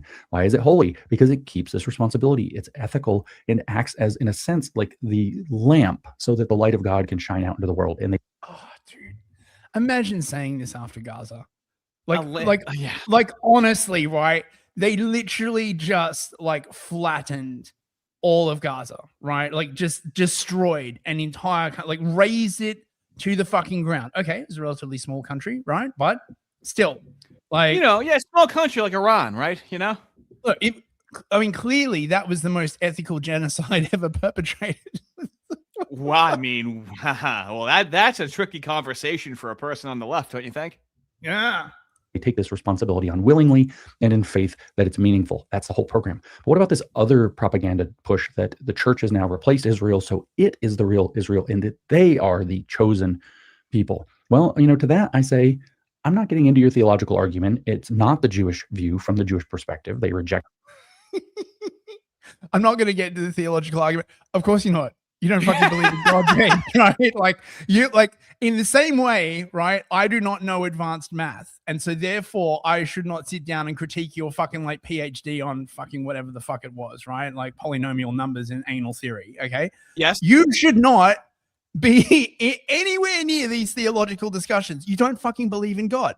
So, and might I point out, Israel, quote unquote, the country was going to be called Zion, right? That's what it should have been called. That's why they are called Zionists. The country was going to be called Zion. And then at the last minute, for some reason that is unexplained, they decided to name the country Israel instead. And they did it so they could rope in the Christians to support them. That's the only fucking like reason. That claim, certain Christians believe very strongly in that claim is true. My job here is not to talk about the theological claim, and I'm not sidestepping anything. I'm just saying that this is the situation. What I will say, though, is if that's what the Christians believe, then pardon my French, but fucking act like it. The deal is you will... Right? Pardon my French. Pardon your French. Yes. Well, of course, James being the most ethical person alive, right? Always a light unto the world. Always, takes the sort of most charitable view of his interlocutors. Like, he always never has there to fucking for act like friendly anything. conversation. Sorry? He never has to fucking act like anything. James has no expectation. He has no responsibility or accountability. He's off the hook. Act ethically and responsibly, not like a jackass, so that the light of God can come through a covenantal relationship and shine through you in your church. So the fact that the people who say this are virtually all acting like jackasses about it is pretty strong proof that they're not the thing that they're claiming. It's in fact really strong proof when you understand the concept of what it is. Christianity is just when you let like everyone else push you around, basically. But the fact that people are jackasses, subjective, is proof. Okay, it's like a mathematical proof. Yeah. So one side is being jackasses, the other side is literally slaughtering civilians, and they are the most ethical. Just fucking, oh my God. It is that they are not the thing that they're claiming. And so maybe that thing that they don't want to pay attention to in Romans, where it says not to be haughty to the root that sustains you, is pretty important here. So if supersessionist theology, or whatever the right terminology for all this is correct, and I'm not going to weigh in on it. I don't think it is, but if it is correct, I don't think it is. Okay. I'm happy to hear your theological discussion on why you think that is. He's in 8th grade, and he just had to do the report like he's winging it right now. He's like, oh God, I overslept. Oh God, I have a presentation due today, and he's up in front of the class just winging it. And the church is the new Israel, and the Christians within it are the new Israelis or Israelites or Jewish people or whatever you want to call them, the new chosen people of God. Act like it. Ethics and responsibilities, not being a complete jackass. And when you get that straightened out, maybe it's believable. Maybe we can do the Jesus thing and judge you by your fruits and realize that this is like the commies do this all the time. Like when they reach a crossroad in their logic, they go, well, you're an asshole. Okay. You're just a dick. Sorry. You're racist and you're happy with you. You're just a dick. His version of this is you're just a jackass. Otherwise. Okay. Like this is proof. These schoolyard insults. This is the extent of his intellectual brain. What I love about this position, right, is that James believes that Christians wanting to have a Christian country, right, or a country governed by Christian morals, is them being jerks. Like, what the fuck else would a Christian want? Like, by definition, right? Like, if Christianity is a moral code and you wish to live in a Christian society, then that society would be governed by Christian morals. Not well, no, Jewish we can't have morals, Christian nationalism, though. right? Hold on. Not Hindu morals, not Islamic morals, Christian morals. How the fuck is that being an asshole? Whatever. Oh, you're being ethical, you're being responsible, and light is flowing in the way that it says, the way that it, as Jesus would phrase it, in the way that it is written. So that's all I've... Like he knows what fucking light is flowing even means. right? He's constantly hedging his bets the whole time he's talking. He's always being like, oh, yeah, but it could be that or whatever it is. That's Very some Paula confident. White. That's some Paula White tier shit right there, man. Oh yeah. Kind of got to say about that propaganda. But just to recap, Jews do not believe that they were uniquely chosen because they're magically special. They believe they were chosen because they accepted the responsibility on faith. And that responsibility is to be ethical and responsible in. So they are uniquely special, right? But they didn't choose to be uniquely special. God chose them to be uniquely special. That's basically the summary. When God chose them, they accepted it. They had a choice. They had a choice in being chosen. They chose to be chosen, is his argument. Yeah, without reading the fine print. Without reading the fine print. They're just like, 600 and however many mitzvot, lay it on me. They're not known for being litigious. God. Yeah, exactly. God, who will allow them to become the vessel through which his light will shine into the world. So they are setting themselves up as the example of what happens when you're ethical and responsible, which they see as a responsibility that they're willingly taking and engaging in on faith. And if you hate that about them, that's really a you problem. It's really, really a you problem. So think about it. Think about it. Duh. Think about it. It's a you problem. Look, you should not ask the Moose to change in any way, shape, or form. You should change, right? If there's something that they're doing in your community that is inconveniencing you, right? Like you live in that fucking town in like New Jersey or wherever the hell it was that Tyler Oliveira covered, that's a you problem. Okay, they take over all the school. That's a you problem. Have you considered not being a racist? I know, but like if James Lindsay's job essentially now is being a communicator, right? It's essentially his job. If you don't get it, you're a jackass. That's essentially like, it's really bad at explaining things. You're a jackass. Okay, let's do supers and then we'll keep going. Okay. Last remembrance for $5. Thank you, mate. I hope someday they do a star-studded movie about Moodyism and they call it Torah. Maybe Fist will narrate it. That would be dope. Oh yeah. Contact my agent. I'd be into that. Asher Genius for $5. When Ardy screams, he sounds like Charlie Day. Can we get OD to read aloud the Pepe Sylvia monologue? I don't understand that. Do you know what that means? No, but I mean, it's I don't know if I'm good at reading something that somebody else has written. That's why you do the super chat, so I can try. I'll probably eat my balls though.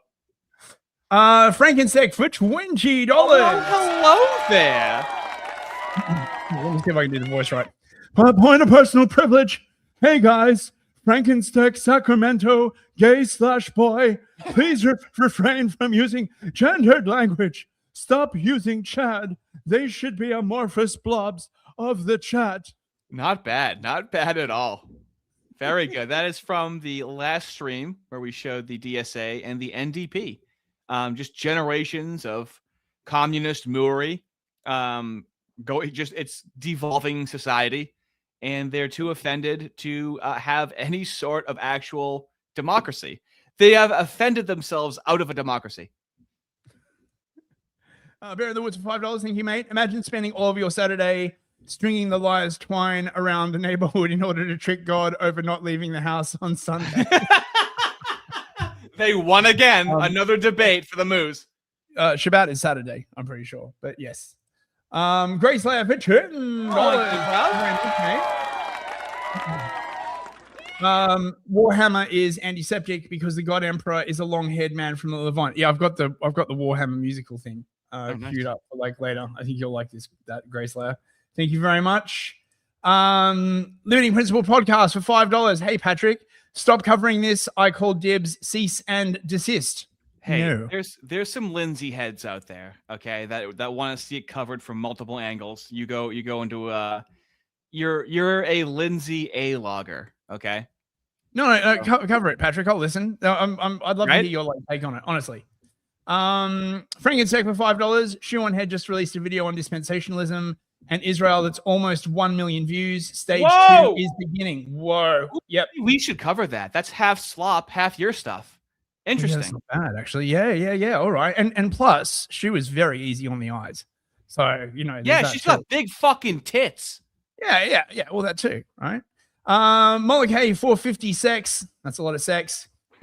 Angel like Angel of Light.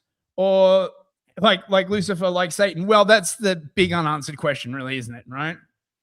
Aramaic discourse of $5. As a Catholic of the Orrin McIntyre, not his real name, persuasion, I prefer Zoroastro Baptist morals, of course.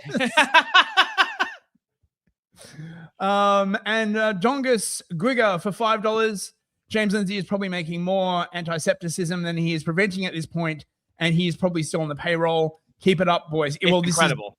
This is what happens, right? All of these tactics are very, very successful right up until the point where they aren't. But because they've really only got like one strategy and they don't have an off switch, at a certain point it flips, and the very techniques that made them so successful suddenly start working against them in a really, really big way, and they don't really know how to like change. So that's what we're witnessing.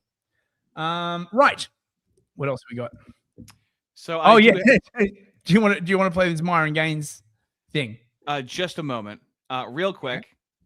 So from the comments of that James Lindsay video, the term goy is derogatory. Sounds like you need to hear that. This person is just dedicated to James Lindsay. Sierra Foxtrot. It is not. And then it's just, yes, it is. This is the quality of intellectual debate going on. No, it isn't. Yes, it is. No. Yes, it is. You are either lying or misinformed. No, you are misinformed. This is the level of intellectual vigor in his comments, okay? And then I've mentioned this before. I'll just skip to this one.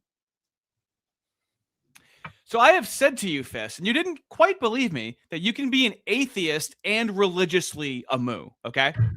No, I did believe you. You can. I've met them. So this person is a culturally mooish deist. So you've heard of a cultural Christian. How would you feel if I called myself a cultural Christian deist? How would you feel if I said that to you? Honestly, about you, I wouldn't really... I'd be fine with that because you actually do a lot of Christian stuff. So, you know, it wouldn't bother me like so much. There would be other people that it would really piss me off. I know, but that's just really like an odd. What is that? A cultural deist? It's so mooey. Only the moos can phrase something like that. I think I'm a culturally mooish deist. The Bible and the horrendous New Testament are complete garbage. And clearly not the actual words of God. Take that. Yes, the horrendous New Testament. Just look, all you got to do is like scratch the surface with these people to find out how much they freaking hate the New Testament. That's why they never freaking talk about it. Right. Like that's a good point. They do not like the New Testament at all. I'm telling you, if they had their way, right, they would relaunch the Bible and they would just like edit the fuck out of the New Testament, right? They would probably like rewrite the New Testament to be like the Romans were the bad guys and like the moos were like actually helping Jesus and going to the Romans and being like, oh, please, you know, don't kill him. Like you look at the Orthodox Christian over here talking about rewriting it. They'll just reinterpret what it means, Fist. Come on, rewrite it. I don't think it's enough. I don't think it's enough, right? Like there's the New Testament is too clear. The language is like too. It's like just they need to like rewrite the entire story so that they are not the bad guys. And then you'd have to like rewrite. You'd have to rewrite Acts, and you'd have to rewrite the letters from Paul, right? I mean, they would totally fucking do that. Okay, so just to sort of make my point about the disputation again, right? Because I really want to hammer this home. And bros, right? Like, you know, keep a lookout for this because this is happening. The disputation is happening. And the moos, generally speaking, they don't know how to deal with this because one of the problems with keeping all this stuff secret, right, and keeping it away from like the goys and being like, oh, you know, you wouldn't understand it, is that when this starts kicking off, their only real defense is to say, well, you don't understand it. And then when you pick up their actual holy books and you read it out, you're like, yeah, but it says this in black and white. Then their only dodge is, well, actually, you don't really understand this word. Word has many, many meanings. But the ultimate problem really are the actions.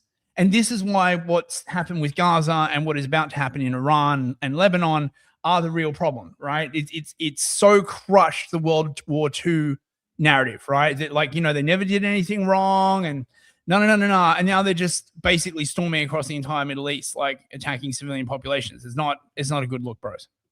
How many Jews do you think were killed in the Holocaust? 271K at best. 6 million. Wrong. You think it's 6 million? I know it's 6 million. Are you Jewish? What do you think? Probably. Are we surprised at this What are point? you gonna do about it? So, okay, let's go through this. What are you gonna do? Are you Israeli or no? Am I what? Are you Israeli or no? No. American, but Jewish American? Yeah, Jews exist everywhere. Sure, okay. So, do you think that Israel did a genocide? That's a complicated question. Oh. It's actually really complicated. Dude, it's ever present. We really need to get merch made, dude. But it isn't. Okay, right? Yeah. Now, just a little aside, okay, in case any of the people in the chat you get into this conversation, okay? The term genocide is specifically related to the UN Convention on the Convention on the Prevention and Punishment of the Crime of Genocide, or the Genocide Convention. That's where this comes from, okay? So anyone who's arguing whether something is or is not a genocide, this is what you have to refer to. Article 2 of the convention defines genocide as any of the following acts committed with the intent to destroy. Now, this is very, very, very important. One of the reasons why you get so few prosecutions for genocide is that proving intent is very, very hard, because very, very few people are going to come out and say, oh yeah, we is about to do a genocide, right? The way that you should really be prosecuting these kinds of crimes are crimes against humanity, because they do not measure intent. Okay, so if you go and you kill 1 million people and you destroy those people and you just be like, well, actually, it just got a bit out of hand. We didn't really mean to destroy that society. You can't call it a genocide. Yes, you can call it a crime against humanity. You can call it like war crimes. These do not measure intent. Genocide measures intent. This is a very important distinction that not a lot of people get, okay? Any of the following acts committed with intent to destroy, in whole or in part, a national, ethnical, racial, or religious group. Fun fact, it was going to include economic groups as well, as in economic classes, after all the shit that the Bolsheviks pulled in the Bolshevik Revolution. Ooh, but the Russians nixed it because they didn't want to get done for the Holodomor. Okay, so basically, always right? a definitional game, you know? Yep. Killing members of the group, causing serious bodily or mental harm to members of the group, deliberately inflicting on the group conditions of life calculated to bring about its physical destruction in whole or in part. Now, B and C would easily apply to mass third world migration into Western countries, by the way. Mm-hmm. So would D, imposing measures intended to prevent births within the group. Yep. And E, forcibly transferring children of the group to another group, right? So you've got genocide, conspiracy to commit genocide, direct and public incitement, attempted genocide, and complicity in genocide. But again, you need intent. Now, one of the reasons why the thing in Gaza can be classed as a genocide is because the Israeli government came out many times and said, yeah, we're going to kill all of the Palestinians. So they don't, usually you'd keep that shit quiet so you couldn't prove intent. And then afterwards you'd be like, really, actually, we didn't really need to kill that many millions of it. It just got a bit out of hand, you know. But no, because the Israeli government, right, the Israeli cabinet, people like Ben Gvir and Smotrich and all these people came out and said, oh yeah, we are totally going to kill them all, right? We are going to cleanse Gaza of all the Palestinians. That is clearly genocide. Okay? Right? Yep. So just wanted to explicitly clear. Just wanted to educate you all on Put that. another ostrich knuckle in the cauldron, okay?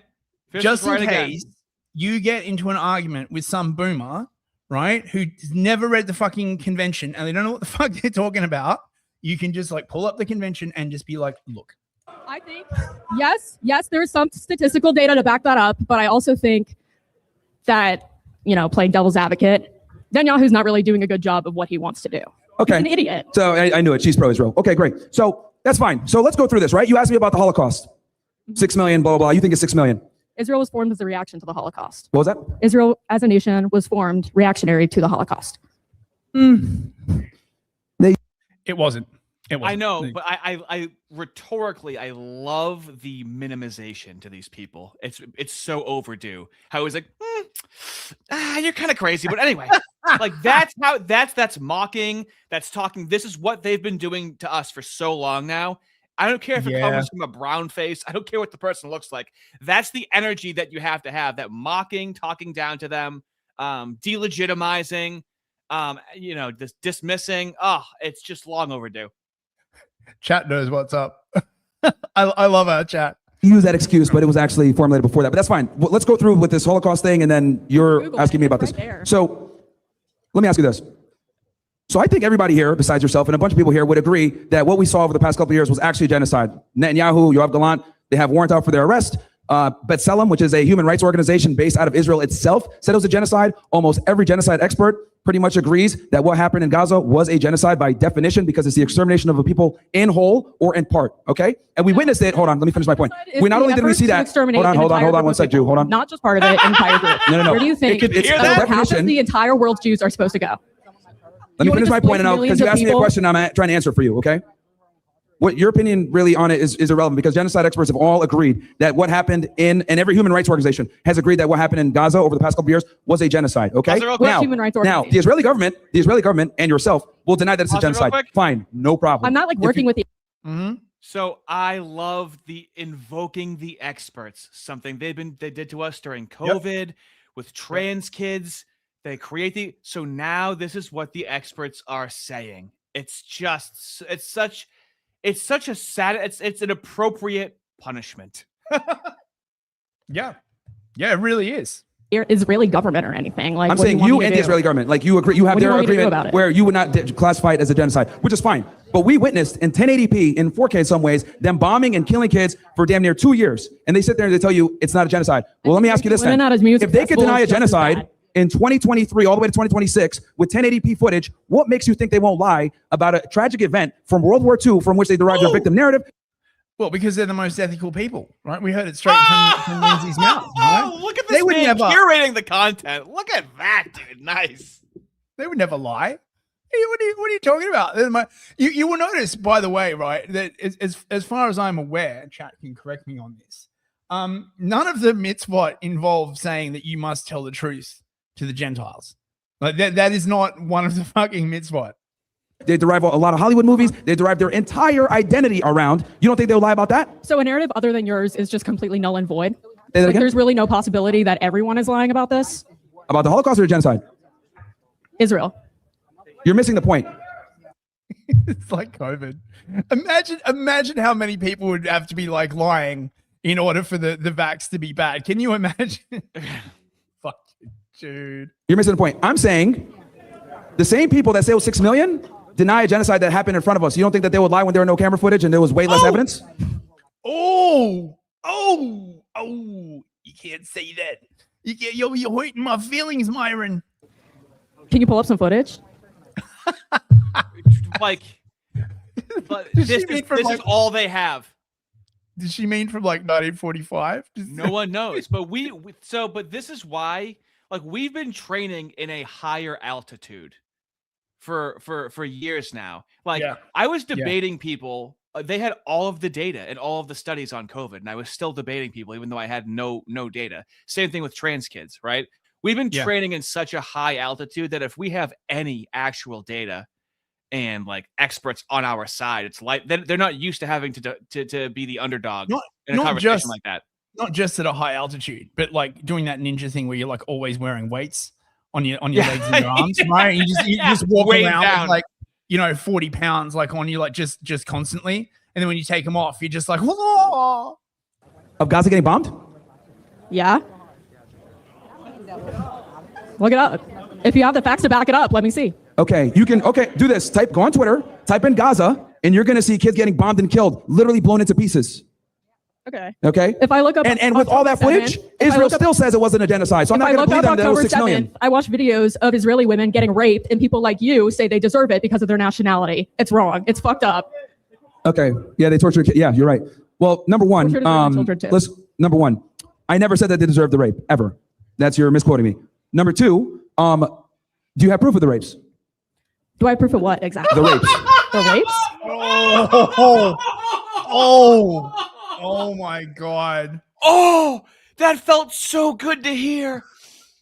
Oh, do you have proof? It's what she just said. The punishment is so fitting. I'm the one that asks for the proof. You don't get Yeah, to right. ask me for the proof. What are you talking about? Yeah, because I saw that 40-minute video you're referring to. There was no rapes in it. Let me see. And there were no beheaded babies either.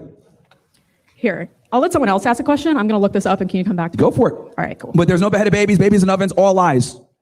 All lies. And the lie came, you can look it up. A guy named Yossi Landau. He was one of the first people to make that lie up that he saw beheaded babies when he first arrived on the scene. And then when they pressed him on it, what did he say? Oh, I was using my imagination. Like what?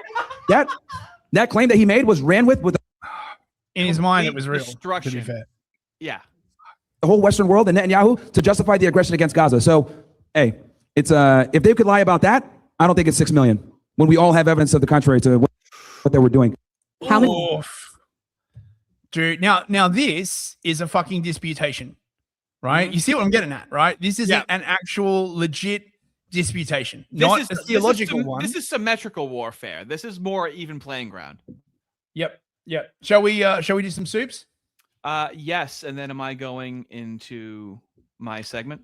Yes, you are then going into the Lindsay. The other Lindsay.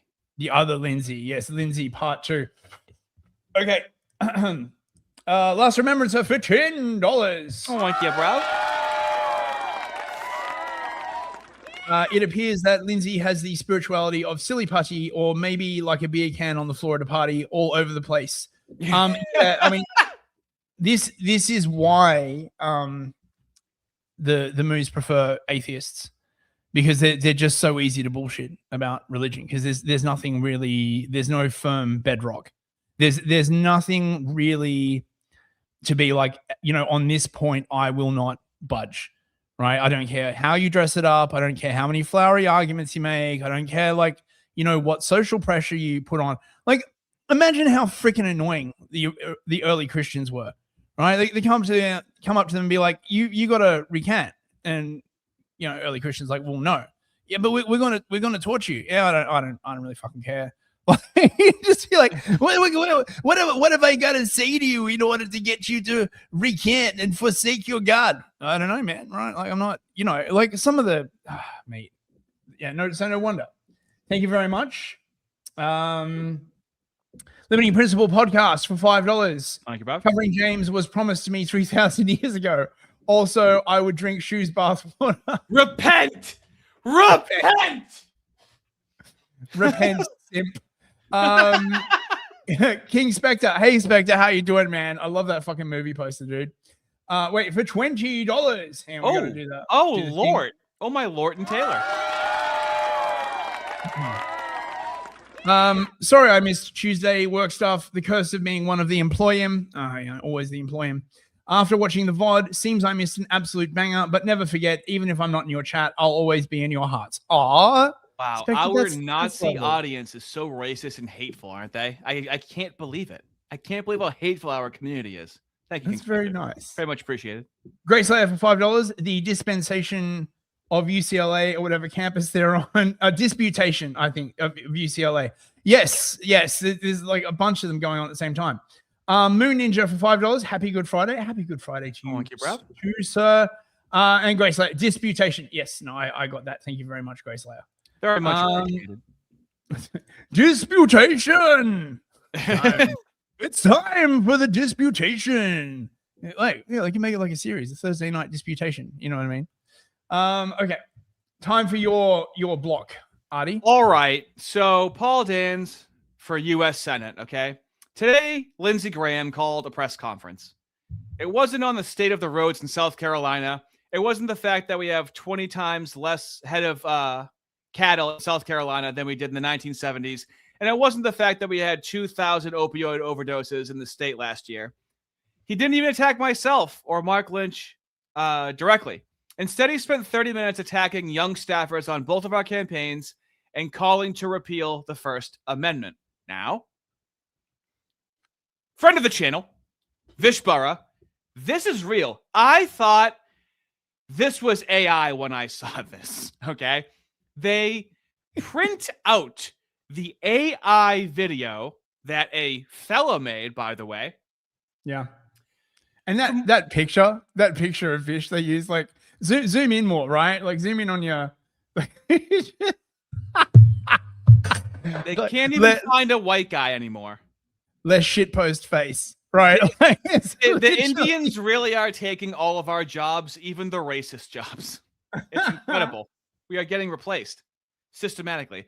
So he goes, so I found out Lindsey Graham did a whole press conference about me today.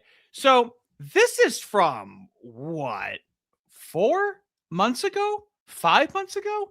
Is it from 6 months ago? It's from 2025, isn't it? Yeah. It was 6 months ago. It was a while. It was summer 2025, if I recall correctly. Oh, wait a minute. No, this is November 18th. Okay. Right. Because look at. So, right. and then, you know, a moo billionaire, right, catches wind. He's getting too close. Vish is very effective. Okay. And he can't die. He himself is like a cockroach. The man can't die. Okay. They're trying to stop him. No. It was before that, because he got fired by OAN like a little bit afterwards, didn't he? It was like a few weeks afterwards. This says November 18th. This is true. I was fired by OAN yesterday, so he was fired November 17th, 2025. Life comes at you fast, Fist. All right. Yep. Sure does. And so this person's like, look at this. He reposted a video of moos as cockroaches. It's like, oh no, not this. And we had covered this, fellas. Scheming room that is portrayed in the cartoon had, mind you, this went all the way to InfoWars. Had the Star of David emblazoned all over it. Now, the Republican Jewish Coalition, American Jewish Committee, any Jewish organization on earth will use the Star of David to represent their cause, to represent and symbolize their cause. But when I do that, to use it to imply the same thing, they called that anti-Semitic. And then in that scheming room, I portrayed Susie, or I didn't, but the cartoon itself portrayed Susie and James as cockroaches. And amongst Susie Shofar is a moo billionaire that we talked about, and herself considers herself a radical Zionist, by the way. Yeah, if you want the backstory on this, check out Ardy and Fist episode 17. Oh my God, we were so innocent back then. Such a long time ago. We weren't even using the same streaming setup. Oh yeah, that's right. Their cabal there, but it wasn't really meant to be anti-Semitic in the way that it targeted Jews, but it certainly was a critique about the Zionist cabal that's trying to destroy the MAGA movement, that is trying to break up and destroy the MAGA movement on behalf of Israel, Zionism, and this Israel First cabal. And so we have reached shit posting orbit, right? I can't believe this shit is on fucking InfoWars. Like, correct, Fist from the past. I also can't believe that. Now let's enjoy these videos with Ardy and Fist from the present. Here we go. So before we get into this, let's just, be as journalistic as possible about these silly AI cartoons, because Lindsey Graham's talking about them. So here we go. Wait, we got to shout out. I just Sniper Anon. What? Wait, we got to shout out Sniper Anon. Absolutely, good. The guy who made these, Sniper Anon, we don't know where he is, right? He comes and goes. He's a man of mystery with an incredible AI chops, and he got banned off Twitter for this, didn't he? I mean, he's a huge InfoWars fan too, and his silly little AI video through Ardy and Fist, I believe, escalated this all the way to InfoWars, and then he was targeted essentially, because I mean, this made it to a moo billionaire that got Vish fired. And Vish is rehired somewhere now. So they really cannot take criticism. Like, it just, like, why, we, the Gentiles, right? We are supposed to endure endless criticism. Like, everything about us is open to criticism, right? Our beliefs, our way of life, our societies, our mores, everything is open to criticism. But oh no, not them, right? No. Because World War II. So sick of it. Now, hold on. This is a different kind of criticism, okay? Hey man, I just saw the inside of your jacket. Is that a you know what symbol from World War II? What, this? Now, I need you to understand something about Vishbara, okay? Sure, he's Indian, okay? Sure, he looks like he doesn't belong in this country. I understand that. He understands that, okay? He reposted this and laughed at it. Okay? He reposted this. He is a real motherfucker for this country. Okay, fellas? And he also puts in the work. The man networks and he goes to events and he puts in work on the back end. Okay. Yep. He's not high up on the ladder, but he's higher up on the ladder than anyone else we know. Okay. This guy puts in the work and actually, you know, is politically active in the background. So I will have you know that. Dude, it's an ancient Indian symbol, James. It do be like that, Mr. Lindsay. It's an ancient Indian symbol. Dude, you're not supposed to do that. That one got him in trouble, if you could believe it. If you can believe it, that made the rounds and got him in trouble. Then we have the classic. Susie, James. I know what you're up to in there. Open up. It's America first, America only, bitches. Silly. Very silly. Okay? How could you possibly get offended by that? Uh-oh. Hold on. Here we go. I may You got the next one? something. Okay, yeah. Then we have this. Yeah, let's go. Come on. Almost there. Yeah. Pest Free City, here I come. Just I mean, you wouldn't think anything of these, right? They're short. And I'll show you the last one after we get into this. The amount of shit this caused, like for just a 10-second cartoon, my God. Oh, are you ready for the fucking news story on it? Oh my God. Lindsey Graham's called out some of his Republican challengers in the U.S. Senate race today, exposing what he says are anti-Semitic social media posts from some opponents' campaign workers. Laura Miller has that story. These are the receipts. They're screenshots of writing, photos, and cartoons posted to social media. She fucking printed them out. Look at. It's printed. It's printed. It's fucking printed on the paper. Okay, dude. It's an AI cartoon. No, look, I bet you any money that's an email from Lindsey Graham's PR team. Right? There's no way she printed them out by herself. She printed out an email. The fact that it's printed out, okay, is fucking beyond boomer coded. Lindsey Graham says these posts were made by the members of his Republican opponents' campaign teams. They printed out. Look at what they said. So, fellas, I don't know if you've been paying attention to what's been happening to the reputation of white people for the past 15 years, okay? Now, what do you think would affect Lindsey Graham's constituency more? The, tarring and feathering of the names of white people, whiteness studies that probably happen in South Carolina, by the way, or whatever amount of moos that are there, So it's, on one hand, they're a small group of people, but then on the other hand, why do our politicians make such a big stink about jokes about moos? Because there might be a nutter. Thursday's event next to Senator Lindsey Graham were screenshots from social media posts. Blatantly anti-Semitic. These were posted by Vishbara, the communications director for candidate Paul Dan's staff. Now, Vishbara, he's back in a horse again. Somehow he's back in the game. Even with this past, you think he'd be persona non grata.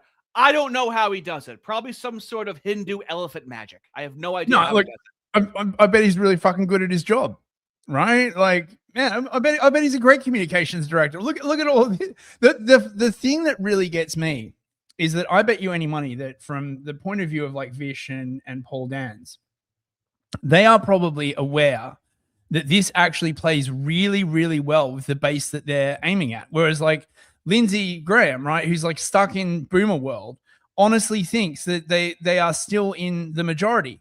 And right, this is sort of, I mean, this summarizes really like the past year, basically, the MAGA civil war that Lindsay kicked off. It's just this assumption that there is more of them than there are of us. And I, quite frankly, have not seen the polling to support this. It's just taken on faith. So, Vish is backing Paul Dans. Now, is Paul Dans based, right? Hey, maybe Vish sold out, Maybe he's backing just some random boomer over here, okay? It's breaking out by age because we are seeing a lot of younger voters, Republican and Democrat, have very different views on this war than older voters. Are you making a direct appeal to those younger voters who are concerned about this? Absolutely.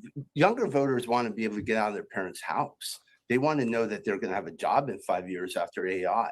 This is like, they had their friends from high school die of opioids. We're talking about, people, there's been a mass killing here, a real kind of like almost a war on a white population of rural South Carolina. So war on the white population. Now, he has the cadence of regular normie politician, doesn't he? You don't want to say that, man. You can't make war on white people. I mean, are whites even really people at the end of the day? So he has very normie presentation, but he's willing to actually call out the attack on white population. Vish, see, now people are gonna be like, well, yeah, but he's like but he's Indian, okay? But he's got brown skin. Look at him. But he doesn't look white, okay? Well, he's helping white people, so I don't know what to tell those people in my audience, okay? that's what the young folks are. They do not want to go over and die in the Middle East. And the last thing people want to do is go kill Christians there. So, there is a great. Okay. I'm getting some pretty based vibes from this guy. All right. I'm liking what I'm seeing. How based does he go? Okay, so happy National Coming Out Day. Lindsay, I think it's a day for you to be honest with the voters of South Carolina. There's nothing to be ashamed about. Everybody knows, just come out and admit it. You're a liberal Democrat. Incredible. Absolutely incredible. So now he's almost kind of calling him gay, right? Almost kind of, maybe. Liberal Democrat. Some plausible deniability there. Loving it. Let's see him kickflip over a gorge right now. And the posts use explicit language towards Israel and, quote, we just need to drop them as an ally, end quote. And Graham says another post was an AI-generated video also made by Burra. He produced a cartoon with him being in a room. This fucking picture is ridiculous. What am I looking at right now? Okay. This is from 6 months ago. This is so desperate. Burra. He produced a cartoon with him being in a room depicting Jewish people as cockroaches, setting them on fire. Graham says this post was made last fall. And setting them on fire? Yeah, that's a lie.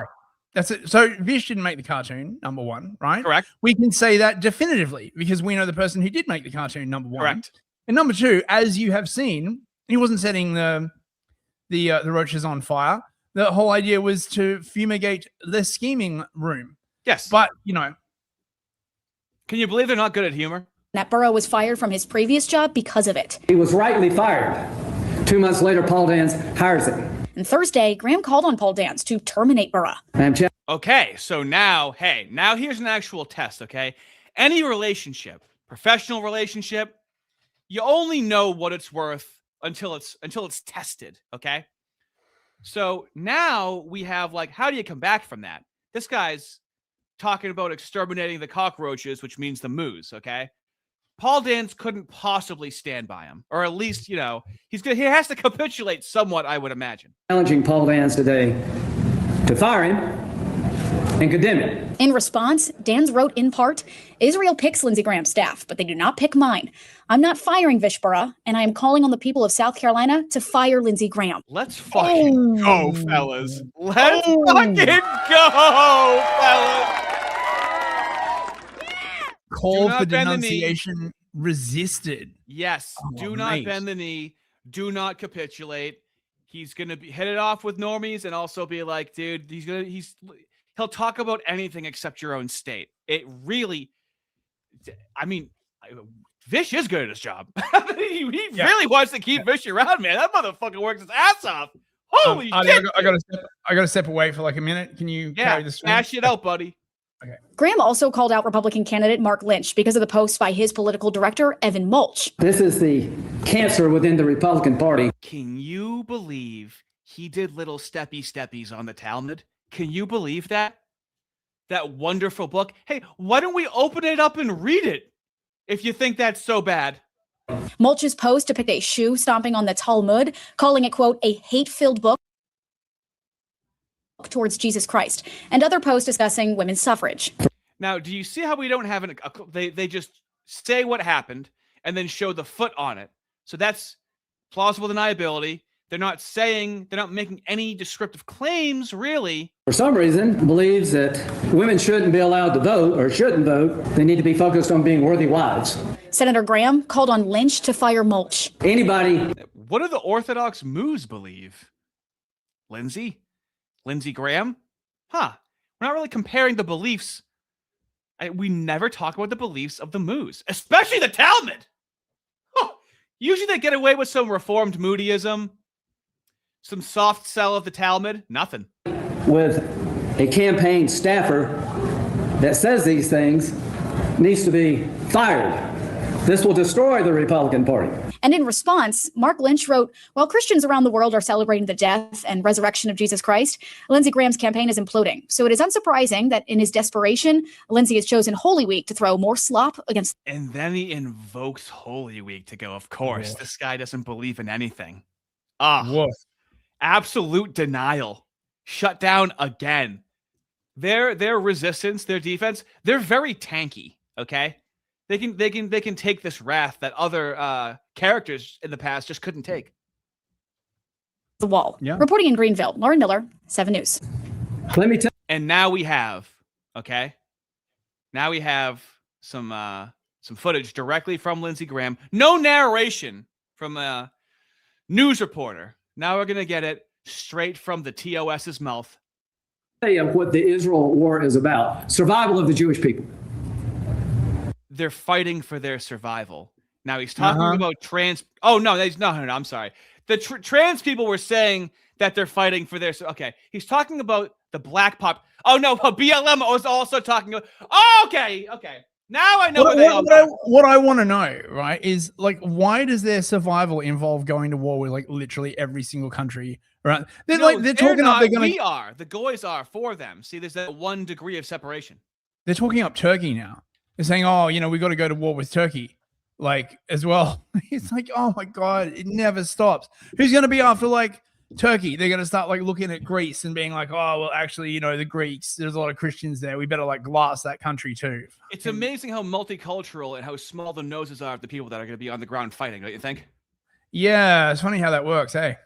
Hilarious. On October the 7th, 2023, Hamas launched an attack on Israel, killing 1,200 Jews, slaughtering them on video, trying to make sure that Saudi Arabia and Israel didn't make peace.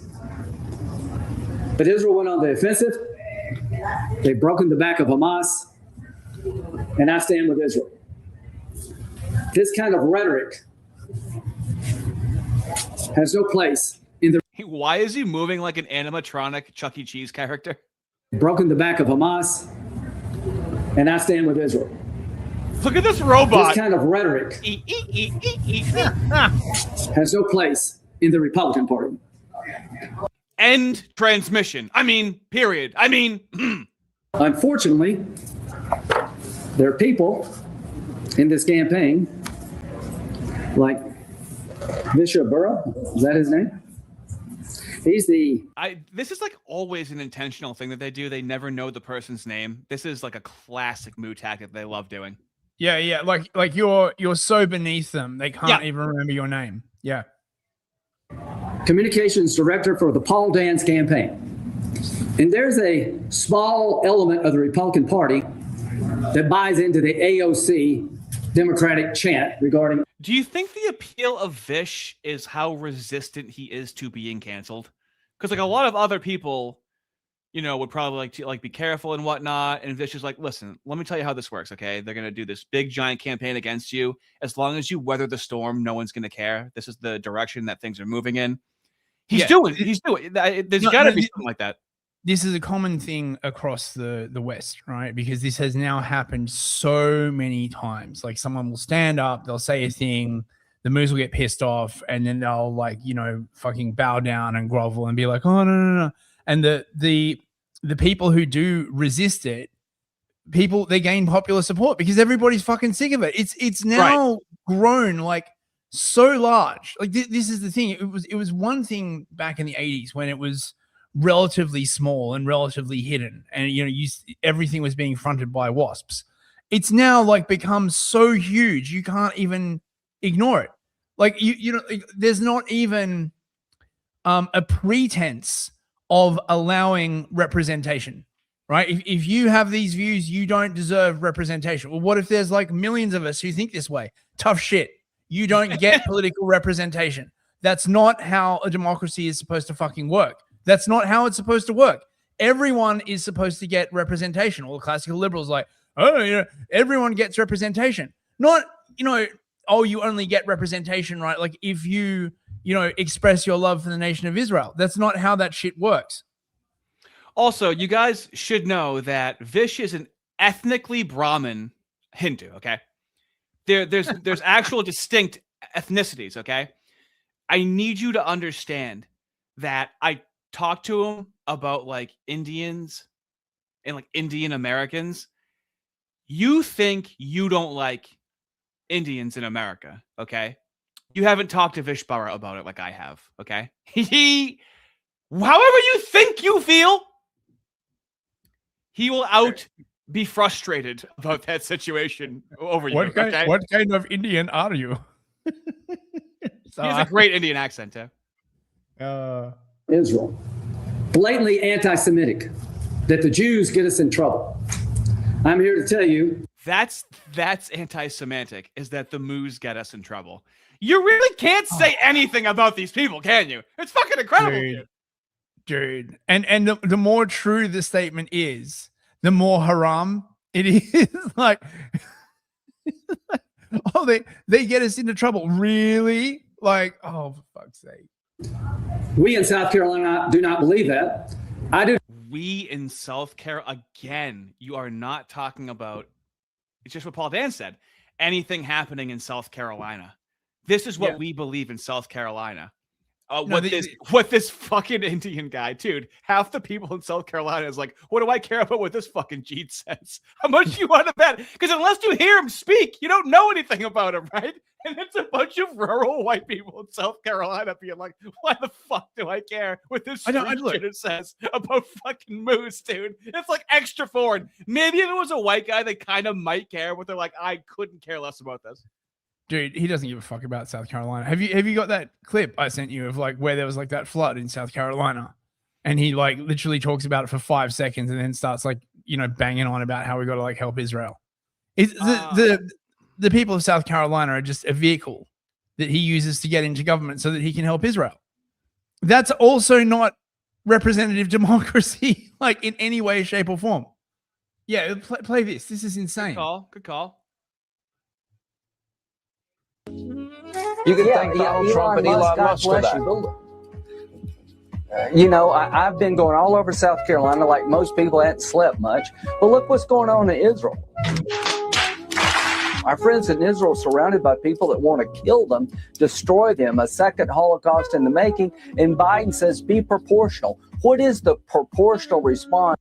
When South Carolina was underwater, Lindsey Graham said publicly on news that he would help Israel rather than helping the victims of the hurricane in South Carolina. Israel has fucked up the American government. The people want to kill you and your family. God. They're running out of ammunition in Israel. We have to help our friends to keep the war over there from coming here. They're willing. And may God himself forbid that you comment on that very brazen and obvious fact, lest you be titled woke right. Yeah. Yeah. Oh, don't call me woke right. No. Dude. Vish is over here being put on fucking blast for being called an anti-Semite, okay, fellas? As a white man, I think you can weather the storm of being called racist in 2026, all right? He's the Brahmin in the coal mine, so to speak, okay? And I'm going to call it out. I seldom talk about my opponents, but this is not my opponent. This is the opponent of decency. Oh, dude, I am becoming very sensitive to these like feigned appeals to morality, dude. Yeah. It's honestly, man, when I was doing like the fasting over Lent and really like depriving myself and really like starving myself. Coming back from that, I need to be vocal when I'm seeing people trying to look like good people is like really starting to like something inside me starting to morally bother me. I guess that was kind of the motivation behind like the Brilliant video that I made. It's like very specific things where I'm like, it's the acting like a good person. I've had my fill of it. I've really had my fill of it, dude. No, but it's not just that. It's that classic political technique, right? Where you say like, oh, these are our beliefs. You know what I mean? These are our kind of, you know, and it doesn't, and that, okay, that actually works quite well when you've got, say, 80% of the people on your side. But what's happened, right, is that America and the West more generally has split. And now there are far few people on the center. They used to be able to rely that like 80% of the people were on the center. And then shit got bad. And then you started the culture wars to distract from Black Lives Matter. And now you have mass political polarization everywhere. So you can't appeal to the fucking center anymore. At least not in the same way you used to be able to. I know, but dude, I've talked to Vish privately, and none of this even remotely ever has come close to fucking affecting him, dude. His resilience is fucking admirable, to say the least. Based. This is the cancer within the Republican Party that I intend to make sure is cut out in South Carolina. The communications director got fired as a producer at OAN Network because he produced a cartoon with him. I mean, at a certain point, that's, you know, bordering on defamation, you know? He produced the cartoon, and this literally cost him his job, by the way, too. Yeah. So, I mean, there is damages there as well. All he did was share it. Him producing it makes it seem like he took the time to really intentionally do this. No. But look, Gates had been on the shit list for a while. Oh, yeah. That's why he did not become Attorney General, because he did not love Israel enough. Okay. Yep. And then OAN, I believe, has, you know, owners of a certain ethnic persuasion. So the Papua New Guineans, right? Yeah, the Brazilians, right? Yes. And then Vish goes to work for Paul Dans, and I mean, I can't imagine that anyone owns Paul Dans, right? Like, would he even? He doesn't seem like the kind of person who take money. Well, from if APAC. they do, they fucking don't now. If they did, they don't. And this, I mean, this is a trap. How dare you have political appointees who won't take money from APAC? Don't you realize how antiseptic that is? You have to take the money. You have to take the money. No. You know, fellas in the they've chat, done a terrible job. Can you do an APAC tracker for Lindsey Graham? Be much appreciated. Thank you. Yeah. Oh, I bet it's fucking huge. Let me see. Being in a room depicting Jewish people as cockroaches, setting them on fire. He was rightly fired. 2 months later, Paul Dans hires him. I want the people. That's pretty unbelievable that Paul Dans saw that he was fired for that, and he's like, that's the guy I want. Dude, based Paul Dans, dude. Very presentable to the public, very normie coded, but when it comes down to it, he'll say that, like, yeah, whites are being attacked, and I don't care about the anti-Semitic stuff. We need to help our state. Yeah, absolutely. He knows how to pick him. Being a Brahmin, he knows which horse to get behind, so to speak. Oh, no, wait, hang on, wrong one. Yeah, not a problem. Yeah. A milli. Oh, you know it's more than that. Come on. Like See, that's yeah. This is the point you always make. Whatever that number is, double it. Yeah, because it's not just money. It's favors to go there, which you're not paid by the. You know, yeah. But also there's, you know, what you call like intangibles, right? Like, you know, you get to the blood of children. You can't put a price on it. You get introduced to the finer things in life. You're not seriously telling me that, like, when he goes over to Israel, they're declaring any of that money that they spend on him. Come on, man. Like, yeah. Incredible. I never would have guessed. South Carolina to know that I will not tolerate this, and I would encourage you to reject it also. Who fucking asked you Lindsey Graham. It's just like, I know everybody wants to hear my opinion on this. No, nobody was thinking about it. We got hurricanes. We got roads that are fucking falling apart. We have an opioid crisis. This is foul. This is disgusting. And there's no place for this. Not only in the Republican. This is just a hilarious 2-second clip to make him look really racist, where he's pointing at Vish Burra's Indian face and going, "This is vile. This is disgusting." Not tolerate this. And I would encourage you to reject it also. This is foul. This is disgusting. That's just a guy. I gotta clip that and send it to him. Actually, we've got an updated version. Apparently, Oh my! 4.6 milli. What the fuck? My God, it's growing by the minute. Yeah. Oh, okay. That was pack, and I'm sorry. Can you go back to that? Oh, yeah, Pack, sure. And below it, Bundling. bundlers. Yeah. So there's the packs, super packs, and then bundlers, which is like Very nice. Yeah. So that's as of February 26th. Bundlers But again, are a category. it's bound to be like more than that. Like, you know, but it's I know. I'm Oh sure. my God, no, Fist, stop. The last time you said that, it jumped up by 4 times the amount. You gotta stop saying that. You were right No, but I again. mean- You can't stop being right.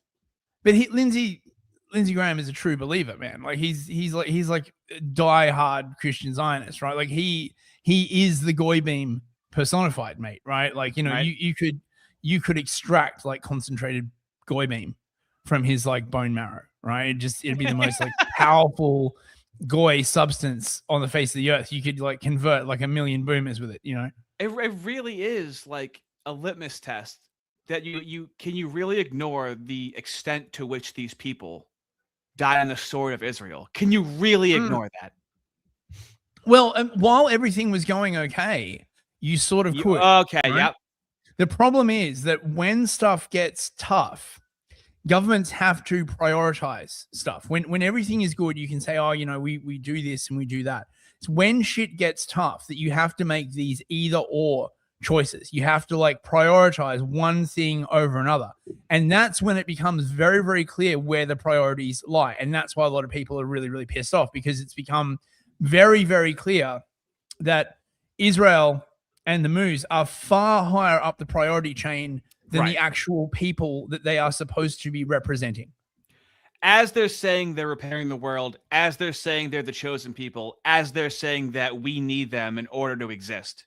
Really, really heavy-handed, to say the least. As they're writing the laws, as they're like, you know, manning the courts, As they're bombing like, Gaza, as they're getting us into a war with Iran to like try to fucking off 90 million people. As they're using excessive legalism to subvert the spirit of the law. This is off the top of the word dome, of the law. fellas. This isn't written down, okay? No place for this, not only in the Republican Party, but in civilized society. I'm sorry. Oh my God. It sounds like he wants to get rid of Indian people. Just take this entire thing in right now. I encourage you to reject it also.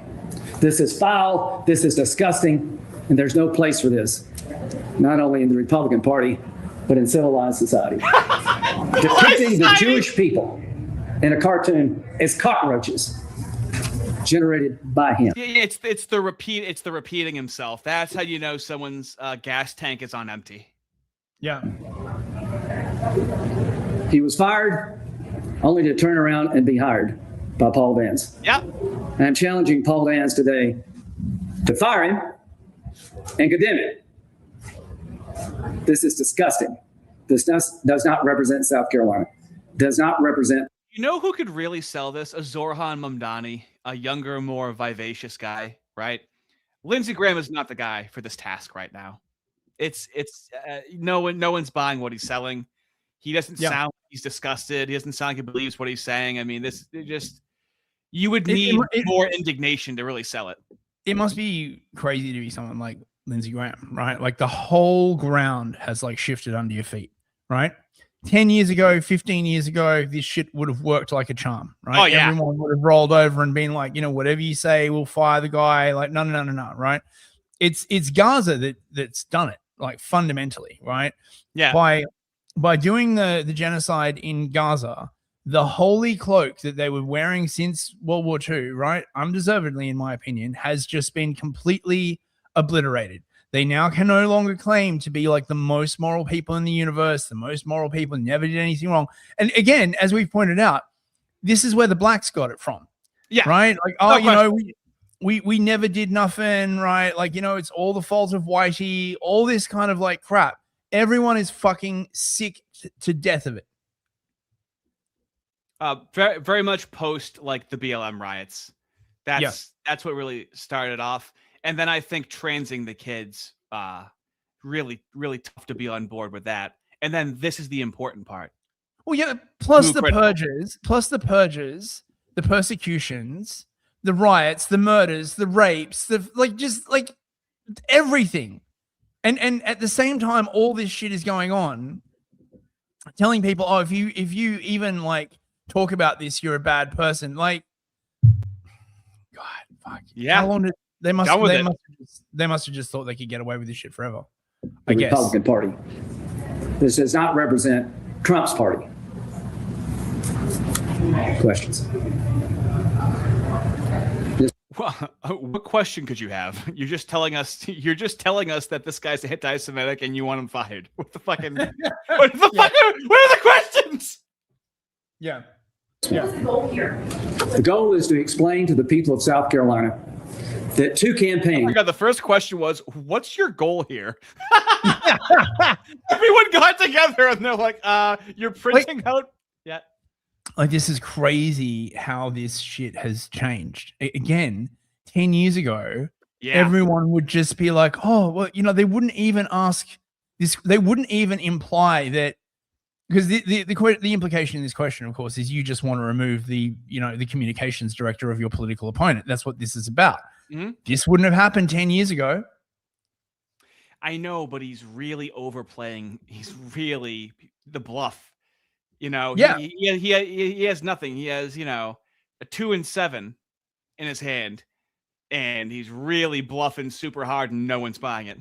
Yep. Have associated themselves with anti-Semites and slanderous comments about women, that they should fire these people. Mr. What's his name? Yeah, the slanderous comments about women. Okay, do you know that Donald Trump is the president, Lindsey Graham? He called Rosie O'Donnell fucking like fat and ugly, and then became president. Like, what are you talking about? Who do you what audience do you think you're talking to? What do you actually believe in, Lindsey Graham? Even he knows it's not working. Right? Yeah. Right. Like, look at him. He's like at an open mic eating his balls and no one's buying it. He's like, I just gotta finish my set and go home. Paul Dans. Bishopboro was fired because of a cartoon he generated depicting Jewish people as cockroaches being set on fire. Right. We know that. When you see this tonight, how do you want voters? How should they act? Well, I hope they will. What do you want voters to do? How should voters act? How do you want voters to respond to this? Will stand with me in saying there's no place for this in Republican Party. I just want him to agree with me. Yeah. He's a fucking broken record. Oh, dude, the internet really has changed people's brains, dude. This used to work so well. Yeah. Oh, it's finally crumbling. I don't know how to build it back up, dude. You're gonna really have to do a great reset to have this order back in charge. It's never coming back, in my opinion. Right? Like I just don't see how they could possibly resurrect this. I think the plan is to have like a huge ass war and like hope that, you know, enough people die that it's not. But no one, you can't come back from this. Like, what are they going to do? Erase the entire freaking internet? Kill everyone who's like aware of this? It's just, I just don't think it's going to happen. It's restoring my faith in humanity, because 2020, low time for your faith in humanity with how many people were buying this shit, you know? Yep. And now we're seeing so many normies go, and I'm like, oh, thank God. I know people are kind of fucking retarded. I'm so glad they're not that retarded. Okay, maybe this can work, you know? The tops of the trees are really scraping the bottom of the plane there, okay? But it looks like even normies are and I showed it last stream. Some father of a groiper was like, yeah, but like, isn't Israel just kind of fucking run everything? Yeah. No, someone in the chat, Nick Nielsen's like, Project Bluebeam is next. And I agree with him. But will that even work? This is the problem when you erode the trust in government to this degree, right? No one believes a fucking word that you're saying. And it's like the lying ex-girlfriend or boyfriend who just thinks they're never going to get caught, and they just like lie and lie and lie, and then sooner or later everyone figures out they're a liar and no one fucking believes them. But then their behavior is compulsive. It's all they know how to do. They can't adapt. Yeah. When we've been having to adapt the entire time, we've been training in a high altitude with weights on us for so, and now all of that's gone. It's fantastic. Well, not all of it's gone, okay? But a lot of it's reduced, okay? I hope they will be outraged. I hope they will agree with me that these are not the people to be running campaigns in South Carolina. If you don't stand up to it now, it will continue. There's no getting away with this. I hope that people in South Carolina will reject this. I know they will. This is not who we are as Republicans. This anti-Semitism, this hate, this vileness is unelectable. Couldn't they have picked like a more evil picture of Vish? Dude, they are literally about to glass Iran, right? They are literally about to destroy all the civilian infrastructure in a country of 90 million people. And that's a big country. That's a lot of people to piss off that are millions desperate. Of people will starve, right? Millions of children will die. And they're like, oh, you know what's really important? This cartoon. Like, what? Like, what the fuck, dude? Right? They're gonna wipe out a large portion of Iran, and then we're gonna go, what the fuck did you do that for? And then they're gonna go, yeah, but have you seen what Lebanon's doing? Yeah. We're fucking on to the next one. Yeah. Yeah. And then have you seen what Turkey's been doing? Like, yeah. How many wars is Trump gonna fucking like launch? Like, oh man. This will not be accepted by the people of South Carolina. And I have every confidence. I really need to do a cut of making it seem like he hates Indians. That the people in the Republican Party in South Carolina will feel the way I do. But you're not going to know this unless I tell you. Why am I talking about this? Because I am dead set on making sure the Republican Party doesn't become the Democratic Party when it comes to Israel. That when I see this anti-Semitism, I'm going to call it out. No more passes. Senator, what do you believe that these staffers say about your opponents, and how do you balance their free speech rights with your? How do you balance these staffers' free speech rights? No. Hate has no home here. Here we go. Here's the Republican, and he's going to lecture you on how to be a Republican. Here we go. I think they surrounded themselves with people who drip with anti-Semitism, who have extreme views, and that says all you need to know about their candidacy. I wouldn't put up with this for 2 seconds. If there was somebody on my campaign staff that had done this, they'd be fired in a New York minute. And they were hired after being fired. I assume they knew why they were fired, or maybe they're just that poorly run campaigns. I doubt it. What this man says, you need to check out. He's dripping. You've spent so much time here, one would think you would have shown us what he said. Maybe you should just like run your opponent's campaign then, Lindsay. He got he got everyone together to go, you guys need to do your own independent research on this. He sat there and talked for fucking a half an hour. You couldn't have showed it. You showed the same picture the whole fucking time, you idiot. Oh my God. Tough crowd. Like, I really wish there was like a camera on the crowd. Oh yeah. You could see, because you just know their faces are just like, nah, we ain't having this. Like just the fact that they're questioning, like this is the largest loss of the Goy beam. When the Goy beam was fully active, right? They just, whatever you said, they just believe you implicitly. You could just say whatever. And now they're like questioning, they're examining. It's terrible. They're asking questions, you know. It really is like a villain in a movie where like their power is drained and they're still trying to cast spells and the spells aren't working anymore. Yep. With anti-Semitism. And there's a reason he was fired. What about free speech? Free speech. He didn't answer it. What about free speech? You know, the question I asked him. speech. This is a campaign about defining the Republican Party. This is not about speech. You can be an anti-Semite all you want in America. You're just not going to be in the Republican Party doing it. You're not going to be running a campaign for Senate, advising candidate for Senate without it being exposed. Yeah, you can be a raving anti-Semite, but you're just not going to be on my campaign. And if it really is a private humiliation ritual where they like inject the feeling of them being called anti-Semite. It's what they did with white people to be like, oh my God, racism is so bad. You see where the Black Americans got it from to make white people feel so bad about the concept of racism, and I'll never have to experience racism like how Black people do. It really is some sort of private struggle session, as we show with James Lindsay. They'll give you a call. Barry Weiss will give you a call and go, hey, you're going to want to reconsider what you're saying. No wonder why James Lindsay goes, hey, everybody, you're going to want to reconsider. Also, do you notice how he basically said in as many words, there will be no Christians in the Republican Party, right? The only kind of Christians acceptable are like evangelicals and Christians. Mudeo. Only, right? Mudeo Christians only. So no traditional Catholics, no Orthodox, no traditional Lutherans. What a right? binary. It's a prerequisite to be in the party. I guess I would phrase that as a neocon, right? And the way he's just like, oh, I wouldn't allow it on my campaign. Bitch, it's not your campaign. No one asked you. This is the campaign of your political opponent, right? They're trying to win against you. Oh, I wouldn't accept it on my campaign. Yeah, well, that's why you're gonna fucking lose, isn't it?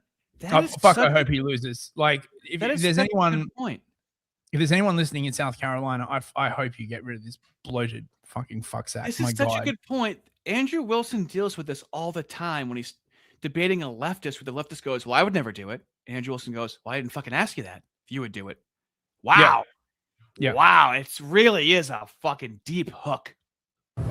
Found this out about anybody on my campaign, I would fire them. This is about who you want to be as a Republican. This is about whether or not you buy into the democratic view of Israel. I don't. So I am calling on the two opponents who've associated themselves with this anti-Semitic violence to sever the ties for the good of the Republican Party. Love it. Absolutely love it. Shall we super chats? And then I've got beautiful my package of I'm going Trump to take a gash right after the supers. Okay, no problem. Right, we got Frankensteck, new member. Nice. New GM nice. put $20. Holy crap. I'm coming. I'm almost there. Thank you, bro. Who knew that if you made Brian Stelter straight and a Jeet and then put him on InfoWars, he would suddenly be tolerable? Can you restart the Rumble stream and skip an hour ahead on YouTube for Vexen's listening habits? This is getting very mathy. We'll need to write that down.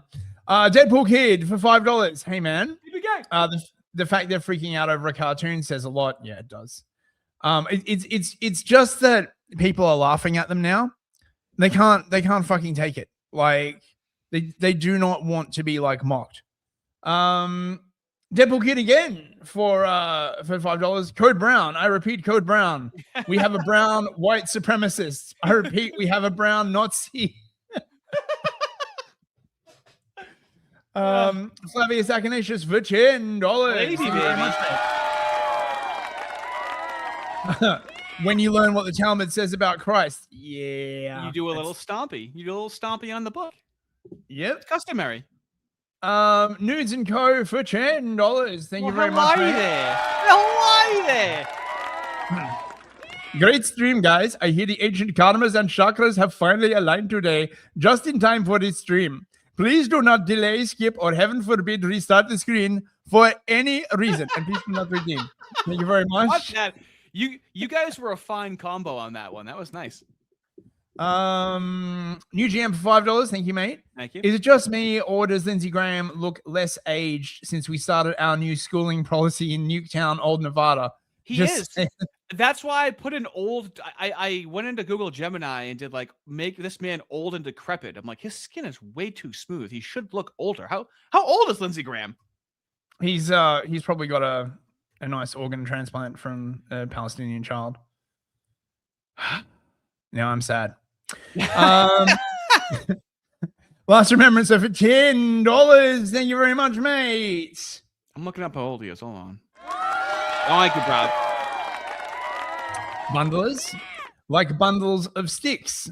All the rent boys he's supposed to like. Does he share them with Starmer? Oh, now see that's the question, right? We all know Starmer prefers the Ukrainian persuasion, right? What's Lindsay's favorite flavor of rent boy? Inquiring minds want to know, bro. I bet someone out there knows.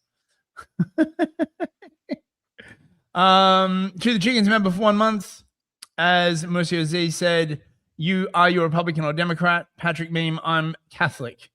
And the Great Slayer for $5. Really need you to Aaron and Remnant on a stream. Everybody wants everyone to mix together. It's so funny. Stream mixing. I guess we could do like a bump. The problem is the more people you like add to a stream, the more chaotic it gets. Yes. You know what I mean, right? I understand the audience likes people and wants people that they like to talk to each other, right? We have a schedule of content, all right? Mm-hmm. And then there's more talking, and then we're talking because people want us to talk. I'm very bad at that. I'm like, hey, people want us to talk. Fucking what's up, dude? I don't know. I mean, maybe we could do something like a New Year's Eve stream, or something where it's just that would be cute posting, right? Like, but it wouldn't be anything like structured. It'd just be like we would just be talking about whatever, and then the conversation would carry. Definitely, that's not a bad idea. Yeah. Okay, so now I said take a gash. Apparently, it's take a slash. Thank you, Arden Party. How did you not know this? I thought this was some weird. I thought this was some weird Bostonian slang. Take a gash. Like, all right, So Trump is let's see, how do I put this polite? He is fucking crazy, right? I don't know like what the fuck's happened to him. Was he always like this? Was he just hiding his power level and now he's just like, well, fuck it. I don't need to like be elected anymore. I'm gonna like do all the shit. Crazy. But seriously, if you didn't have me, if you had some different type of a president, you wouldn't have Israel. I know you're big Israel fans. Frankly, evangelicals and Christians, I think they like Israel more than Jewish people like Israel, if you want to know the truth. It's really true. I get so many coming up, but I don't know when that started. It did start not thousands of years ago, I can tell you. It started. But the love for Israel is great. You wouldn't have Israel. And you wouldn't have the Middle East either. You would not have. You would have had a nuclear weapon. It started by taking out Soleimani. Okay.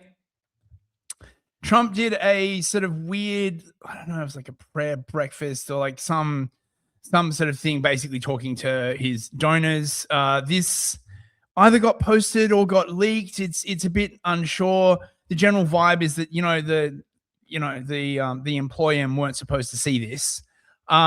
It's him with a bunch of these like crazy Christian Zionist like pastors. Just, oh my God. I mean, this is so fucking blasphemous. Let us pray. Father, you tell us in the book of Esther that the Persians, the Iranians, were wanting to kill every Jew, woman, child, and do it all in one day.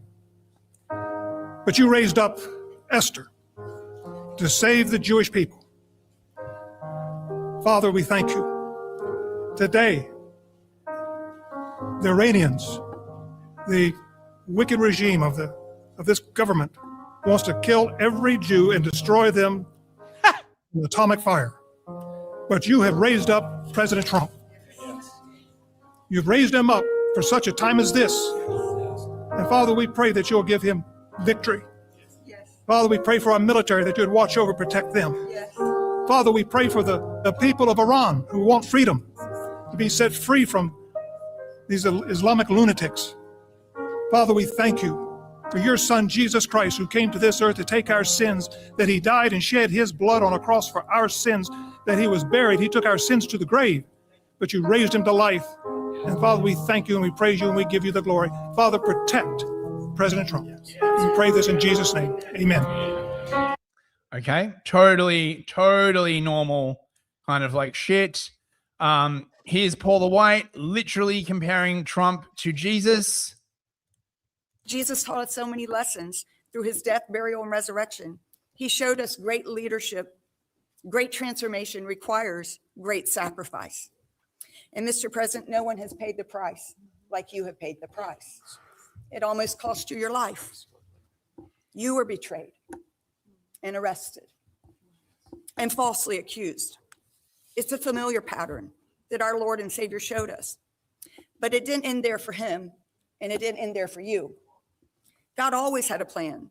On the third day, he rose, he defeated evil, he conquered death, hell, and the grave. And because he rose, we all know that we can rise. And sir, because of his resurrection, you rose up. Because he was victorious, you were victorious. And I believe that the Lord said to tell you this. Because of his victory, you will be victorious in all you put your hand to. Demon. Ah, dude. Demon. That's a demon. And speaking of demons, here's Paul the White literally praying for miscarriages. Dude. Interesting.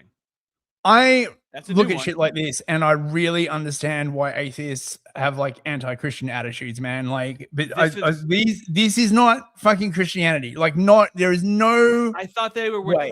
I thought you were like a crazy retarded magic person because of these people. Yeah. Oh God. In the name of Jesus, we command all satanic pregnancies to miscarry right now. What? We declare that anything that's been conceived in satanic wombs, that it'll miscarry. What? It will not be able to carry forth any plan of destruction, any plan of harm. This is Donald Trump's spiritual advisor, Paula White, and let's just call this for what it is. This is satanic rhetoric. Praying for the miscarriage in the name of Jesus, no matter what the context is not just wrong, it's flat out blasphemy. She has no business being a preacher, and she certainly has no business in the White House. Now, you might remember that they were mentioning the book of Esther, right? Yeah. Now, they love to talk about the book of Esther because it's important to the Moos, right? The book of Esther, just in case you don't know, it's a tale of Esther, this Jewish girl who basically like winds up being a concubine to the king. I forget exactly which king. I think it's one of the Persian kings. I'm sure chat will correct me, right? And so basically the Moos at that time in the country were making like a bunch of trouble. And there was a guy called Haman who wanted to get rid of them. The king signed the order, and then Esther went because she concealed from the king that she was Mooish on the advice of an elder Moo who was sort of helping her with this effort.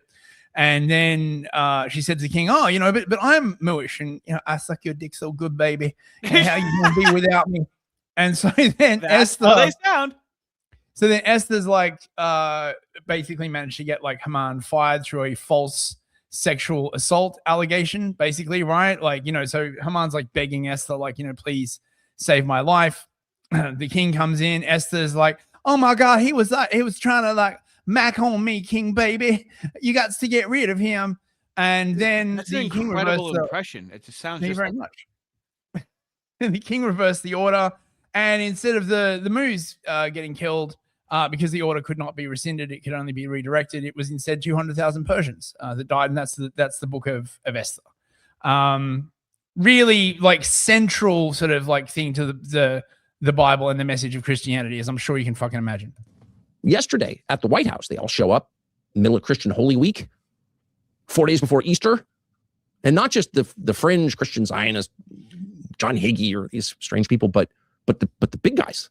Franklin Graham, son of Billy Graham, shows up at the White House yesterday to pray over the president so he will have wisdom and restraint. No, to endorse the murder of civilians, which is a war crime, but more important, it's a moral crime. You can't kill people who have committed no crime, who did nothing wrong. You can't murder the innocent. You can't kill kids. Whoa there. Ari propaganda. extremist. You can't kill innocent children. That's very antiseptic of you, Tucker. And women. And yet Franklin Graham is up there standing at the podium praying for that. Now, how do you do that? Well, by quoting something called the Book of Esther, which is in the Christian Old Testament, a controversial book for a long time. Martin Luther thought it shouldn't have been there, but it is there. And it's the story, among other things, of a genocide of Persians. Oh, yeah. 75,000 Persians. Not just people who committed crimes, but people who were Persian. And that's why they were killed. And it's in the Book of Esther, which you should read because it's interesting. It also happens to be, maybe not coincidentally, the only book in the Christian Bible, Old and New Testaments, that doesn't mention God. There's no mention of God in the Book of Esther. Now, there are all kinds of theologians, and this has been a debate for 2,000 years, and there are people who argue that the Book of Esther implies the presence of God. God's plan unfolds in the Book of Esther. Fine. Hardly a theologian, not going to debate it. But if you're a Christian clergyman or call yourself one, and you're giving spiritual counsel to a head of state, it really matters. And there's no reference whatsoever to Jesus, you're not preaching the gospel. You're not speaking actual truth to actual power. You're doing something else. Now, why is there no mention of Jesus? Why would Franklin Graham refer to the Book of Esther, the only book in the Bible that doesn't mention God, when he talks about Christianity with the President of the United States? Because you can't mention Jesus. That's why. Because there's no evidence that Jesus was for genocide. Killing. Oh, no, come on there, you extremist. Right? Remember that passage in Mark where Jesus is like, what we really need to do is like kill all the Romans. Widely known. Civilians murdering the innocent, murder at all. This is God come to earth, the Christian Messiah who allows himself to be tortured to death by pagans. He knows it's coming. That's the story of Holy Week. Jesus enters Jerusalem on a donkey, not on a stallion. He's not coming to overthrow the oppressor by force. He's coming in total humility and accepting degradation and mocking and physical torture, getting spit in the face by soldiers, whipped. He's allowing this to happen because he's saying the real victory is bigger than any victory achieved by killing people. It's a victory over death itself. That's the Christian message. That's the opposite of the message you heard from Christian leaders at the White House on the eve of the president's speech about the war yesterday. What does that tell you? The point is not that they're bad or silly or practicing another religion other than Christianity. All of that's true. But the point is not to beat up on poor Franklin Graham. The point is that it's the end of something. Whatever that religion is not going to continue. It just won't, because it's a lie. And so it will end, as all lies do. It will be revealed as a lie, as all lies are. Based. Yeah, so the Book of Esther is from the Hebrew Bible. People in chat were saying it's not in the Christian Bible. Is it in like the Protestant Bible? Yeah. Anyway. So let's see what else have we got. Just gonna like play a couple of these. Dude. This is what I thought Fist was, okay? This is not fucking Christianity. I don't know like what the fuck this is. Of course it hurts. Of course it's fire. Of course it's pain. Of course it's that's hot. God, just shut up. I can handle it. I know what I'm doing. Oh God, that hurts. Oh God, I'm so tired. Oh God, I didn't want to lose her. Oh God, I didn't want to have that pain. Oh God, no. Oh. God, you love me so much, don't you? Yes. Oh God, thank you for what you're making me. Oh boy. Oh God. I see an opportunity. Yeah, so do I. Oh God, I see a beautiful wife. Yeah. I never dreamed of her. A lot of things you never dreamed of, son. Can you pause this real quick? So is he mmimicking the voice of God? That's the other character, right?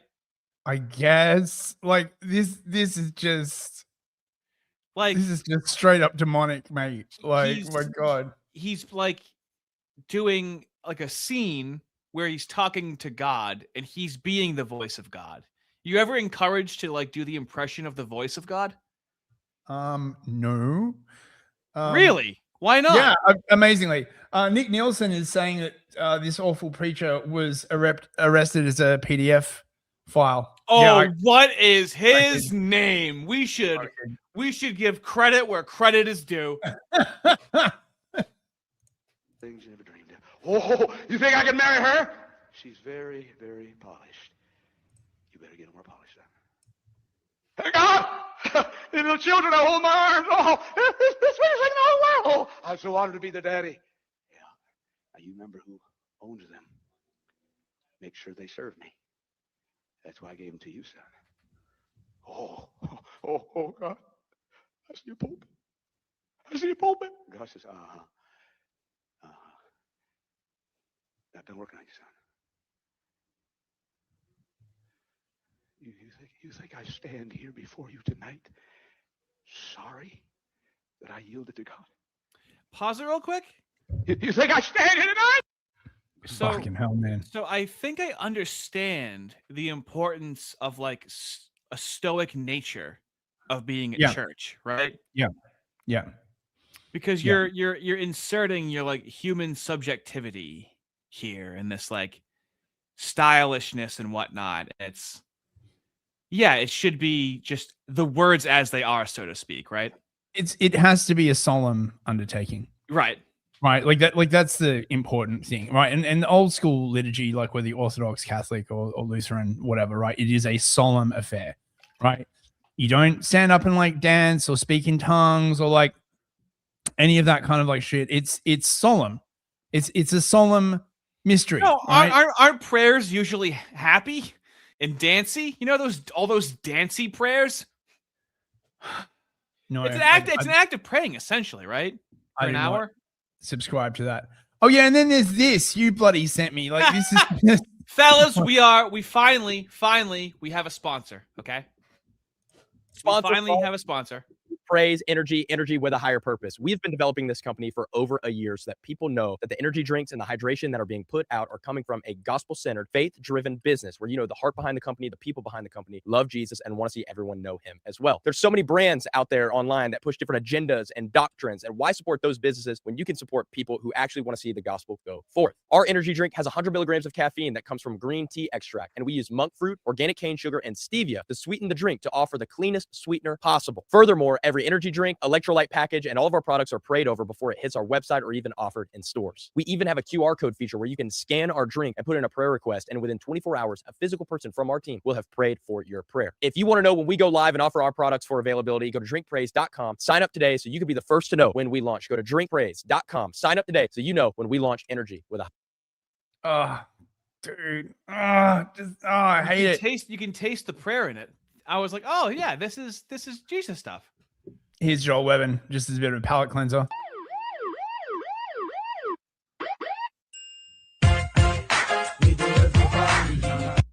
Hands up, don't shoot. We're Zionists, guys. It's somebody on my staff is playing a trick on me. This can't be serious. You guys don't actually want a reaction to this. I'm guilty of supporting Israel and supporting Christianity. This is slop.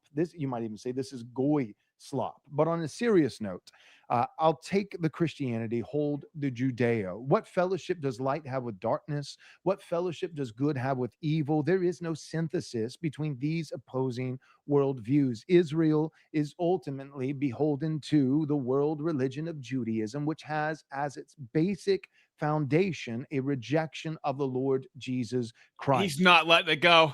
You cannot serve both Jesus and Beelzebub. Yeah, well, he's not fucking wrong. Okay, so I got 15 minutes left. I got to make this quick. Well, very, very, very, even quicker than you. I'm quicker than you. So it's okay, fellas. He was released from prison. Okay. Oh, okay. Now, to be fair, he was arrested in 2012, but he was in there for 10 years. Okay, so good to know. No, dude. Just to let all you Ameribros know, looks like there's going to be a ground invasion of Iran. At the very least, it's looking like they are going to glass all civilian infrastructure, all bridges, power plants, all factories. They're going to just basically turn it into Iraq. What's going to happen to the people? Well, presumably millions will starve, and then millions more will come over to places like the UK. Yay, I can't fucking wait for that shit. What I learned tonight, Iran's going to have a choice in 2 to 3 weeks. You either do a deal where you get out of the business you're in, or we're going to blow your stuff up that will allow you to function as a nation. That is your choice. Well, let me ask this, because, by the way, I don't even think they have 2 or 3 weeks, Senator. That's 2 or 3 weeks when their infrastructure would be blown up. That's their electric grid. That is their ability to have any income. The lifeblood of their entire economy is oil. So that would no longer exist. Let me ask. What I learned tonight. That's war crime. Now, what if we make an AI video about moose? What happens then? Not laughing then, are you?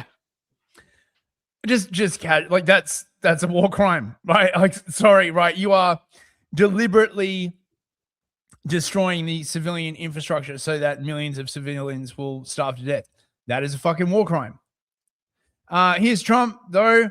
Of course, he wouldn't, just espouse like war crimes from the Oval Office now, would he? I can say tonight that we are on track to complete all of America's military objectives shortly, very shortly. We're going to hit them extremely hard over the next 2 to 3 weeks. We're going to bring them back to the Stone Ages where they belong. In the meantime, discussions are ongoing. Regime change was not our goal. We never said regime change, but regime change has occurred because of all of their original leaders' death. They're all dead. Just gonna bomb them back into the Stone Age. What did they do exactly? I understand that, like, whatever, 9/11, whatever, weapons of mass destruction. I'm sorry, what was the justification for this one? Wasn't the whole point of already bombing their nuclear facility to prevent them? Listen. The real bad thing that they did, right, was standing in the way of Greater Israel, right, supporting the Lebanese. And why didn't you say so? Well, that they did the polling. And they decided that actually that wouldn't play too well with the base. So instead, they went with we've got to attack them over there before they attack us over here. I don't know how the fuck the Iranians are supposed to attack the US. Maybe when the FIFA championship is on in New Jersey and they pull some kind of like false flag, maybe then. Oh my God, this is such a fucking clusterfuck. So yeah, they've already started like blowing up bridges. And now Hegseth has basically purged the top leadership of the Pentagon. Apparently this is the chief of staff of the Navy and the Air Force, over a dozen generals. And the rumor is that the reason these people were purged is because they would not bomb civilian infrastructure in Iran and reduce the entire country to rubble, basically. And we're back. So we have 2 ousters today, this time from Defense Secretary Pete Hegseth. He has asked Army Chief of Staff General Randy George to leave his post.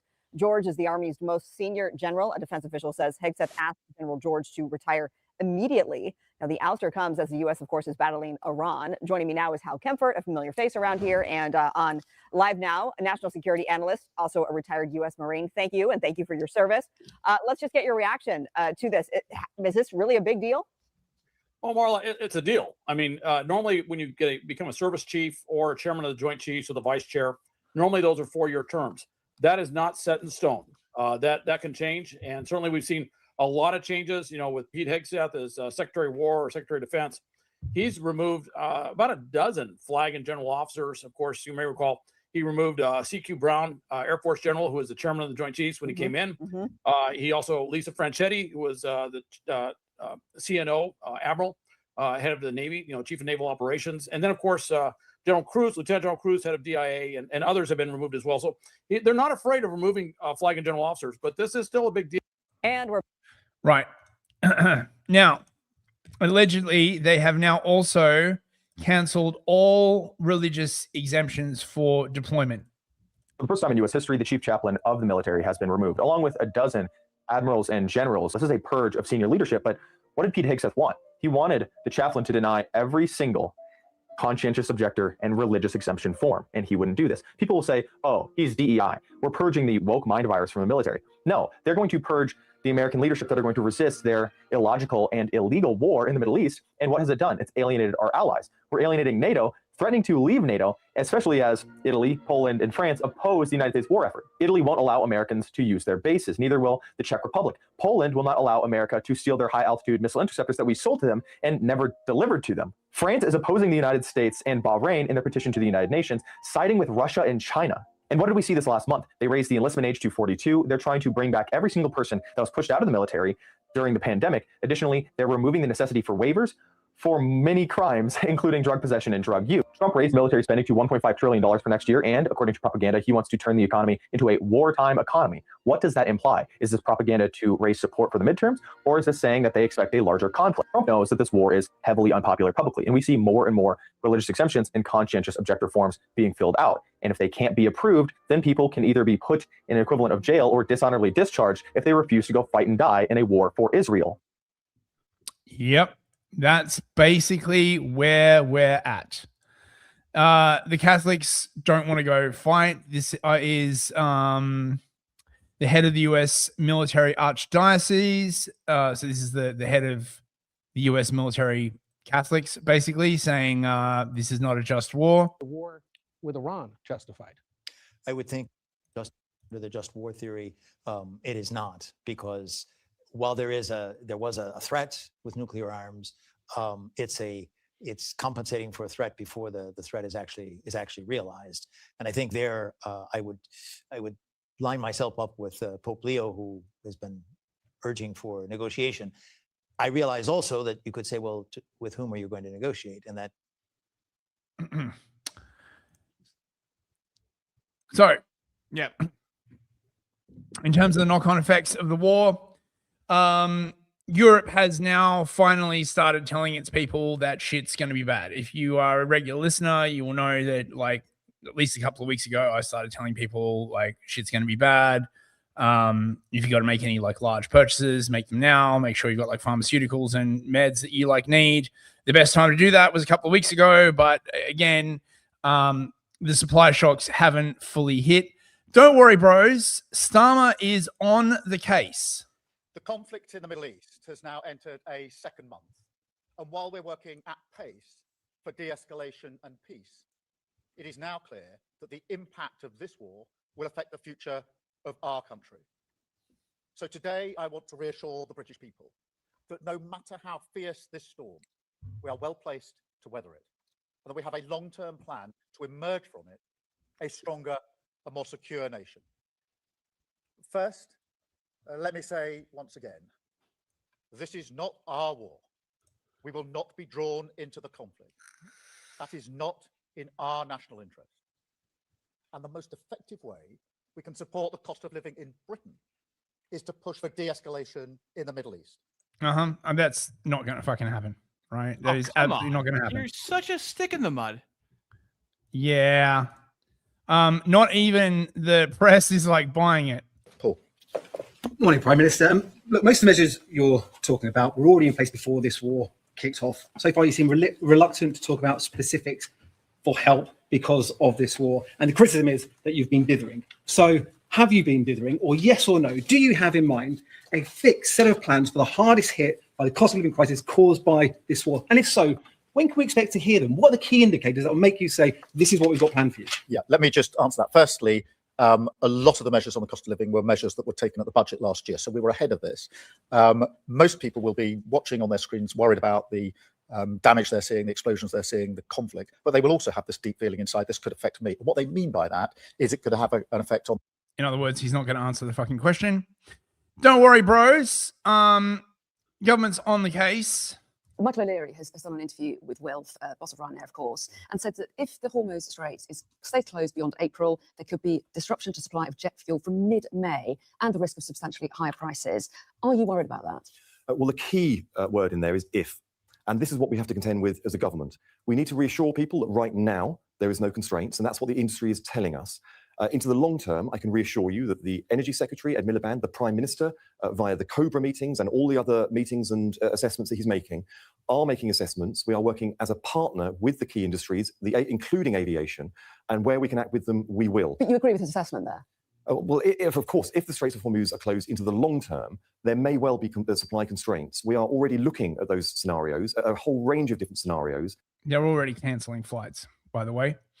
But don't worry, man. The government's having meetings, bro. This real. Is, I was gonna ask. They're at least talking about it, right? They are seriously talking about starting to talk about seriously, seriously, right? Please go on. This photo is amazing. The government basically called in the heads of all of the UK energy companies. Just look at this bullshit. Like, okay, no, show me the real picture now, okay?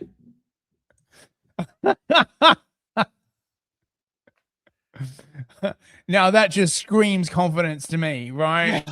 Look at this shit. Oh my god. You know exactly what they'll be saying. He looks exasperated. They'll be like, we fucking warned you about this, right? Don't worry, bros. The commie moo that has an iron grip on the entirety of the UK energy supply, he's not going to be bowed by calls to like start, extracting gas or coal or any of that kind of stuff. That would be climate vandalism. I'm sorry. Wait, what Portlandia episode is this with Fred Armistead? Mate, it's he looks just like Fred Armistead there. He looks like he's doing a character. I know. Someone in the chat does. Of this government is to get off this roller coaster of fossil fuels, which again is doing damage to our country, did a lot of damage, massive damage after Russia invaded Ukraine, with clean, homegrown energy that we control. Wind, solar, nuclear. Listen, you fucking specky face motherfucker. You cannot make plastics from electricity. You can't make fertilizer from electricity. You can't make computer chips from electricity. You can't make shit with electricity. You can't make steel, right? Like, oh fuck, mate.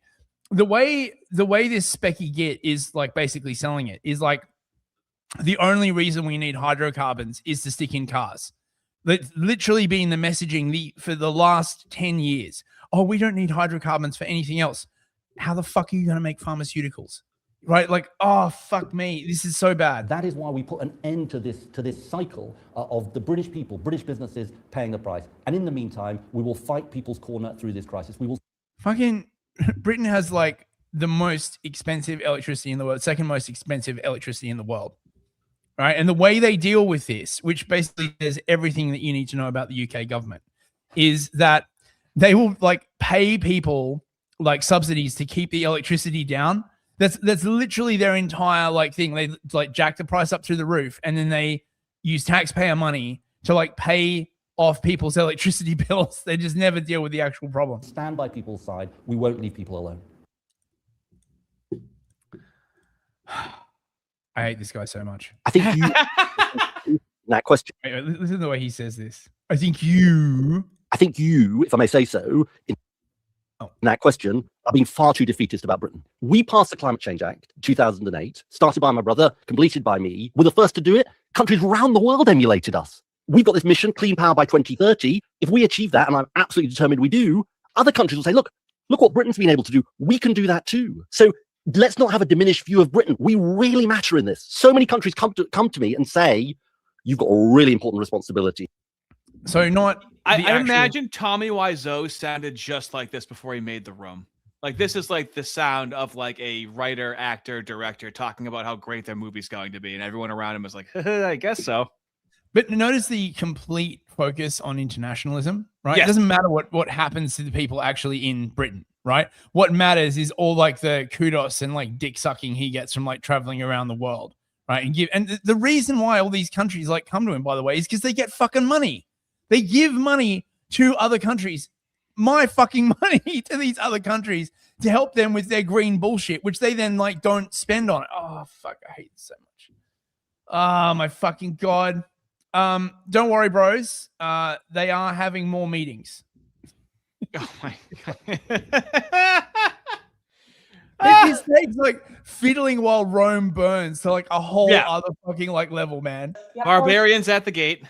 Yeah. From over 40 countries today to discuss the Strait of Hormuz, the impact of the closure, the urgent need to restore freedom of navigation for international shipping, and the strength of our international determination to see the strait reopen once more. In the last 24 hours, it says 25 vessels passed through the strait, which is an international shipping route that would normally see 150 vessels a day.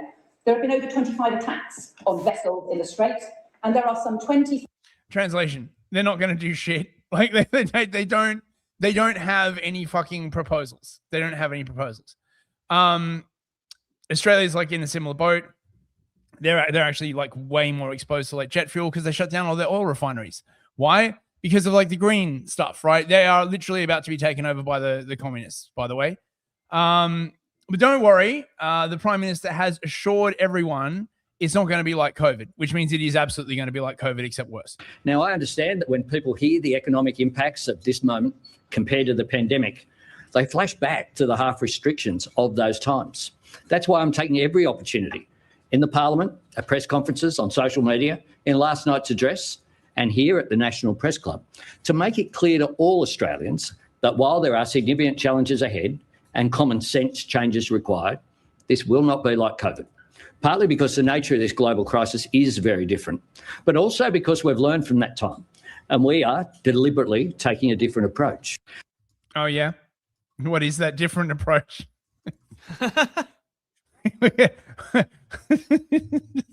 we learned from COVID. Oh, this is very, very sinister, right? Like what exactly did you learn, right? Like, oh my God. Ryanair is already saying that they're going to have to cancel 5 to 10% of flights through May, June, and July. This percentage is likely to grow. My anticipation is that at some point the government's going to have to like introduce like rationing for airfares and shit like that. So if you want to like fly out of the country, they'll put you on a lottery or something like that. And, you know, if it functions like anything else on the UK, it'll be race-based. So if you're like a person of color, you have like 2 times the chance of being allowed to like go. Ooh, a it's multiplier. going to be a shit show. The entire Indian textile industry has collapsed. 500,000 people just lost their jobs. Awesome. I'm sure that won't have any weird knock-on effects at all. Well, but don't worry about that, bros. Let's listen to the new Warhammer 40,000 musical that's coming out, right? A bit of entertainment for you all. In the grim darkness of the far future, there is only music. There is only one. The worldwide phenomenon is now a major musical production. There is only The Emperor Protects, a Warhammer 40,000 musical. Suffer not the alien to live. Embrace your righteous rage as you go take its dying breath. Suffer not the alien, reject its heresy. Suffer not the alien. I say, suffer not the alien. Suffer not the alien. Witness the spectacle of galactic cataclysm as it's never been seen before. Such a stunning specimen must be kept and curiously and carefully displayed forever for me. I've waited for aeons to add such a being. I categorically, absolutely, positively must have you for my collection. For my collection. Featuring the Ballad of the Dark Millennium.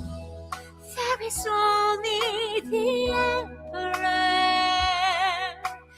my protector and chief. He is all that my soul requires. I'm the blade that he wields, his holy blade, his holy blade. There is only the Emperor.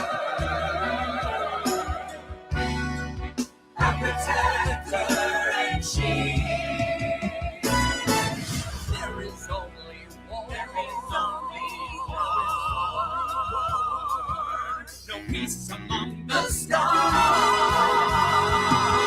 tonight. The Emperor Protects, a Warhammer 40,000 musical. For behind-the-scenes look and ticket information, go to warhammertv.com/The Emperor Protects. Now, that was was an April Fool's joke, right? And Okay. I don't think that's AI. I think they filmed that with like real people. I would actually go and see that. Like legit. Everyone in the chat's like, oh my God, I hate this.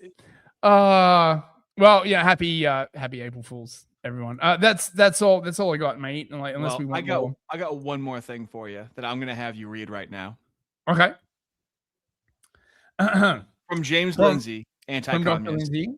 Sometimes I think about what the woke right is stealing from us, mostly in terms of opportunities and positivity during what should be a truly exciting moment in history, and I get really pissed. Then I remember the plan was always for them to spoil everything, and they can't. Okay. What? So Was the point of fucking saying that? what is this exciting point in history? What we're gonna glass Iran? He's been right.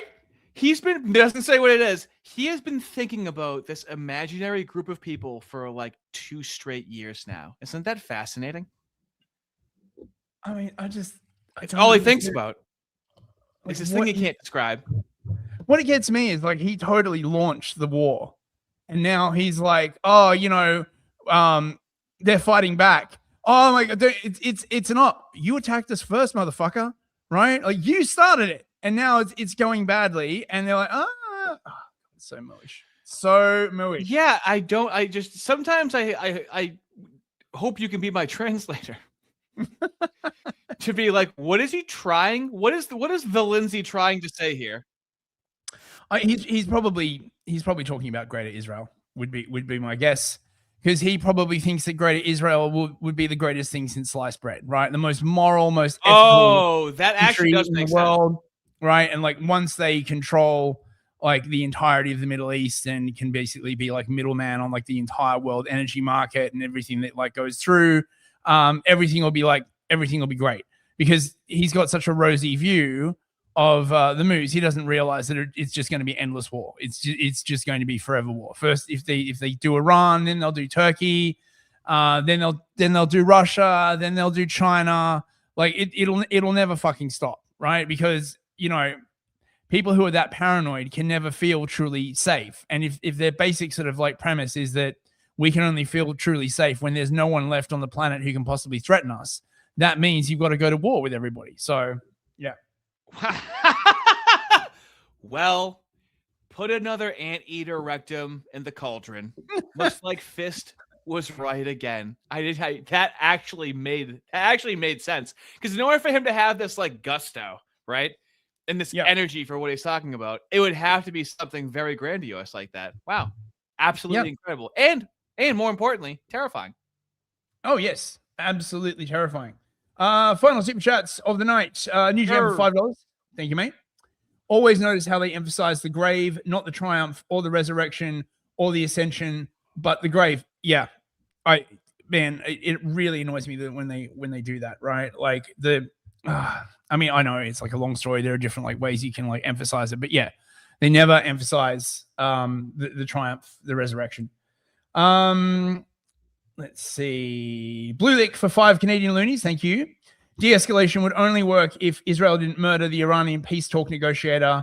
How are people this blind? Yeah, well, I mean, they don't want to say it despite the fact that it is clearly true. Israel does not want the war to stop, right? Like they are horrifically afraid of like peace breaking out, and they are doing every single thing they possibly can to keep the war going.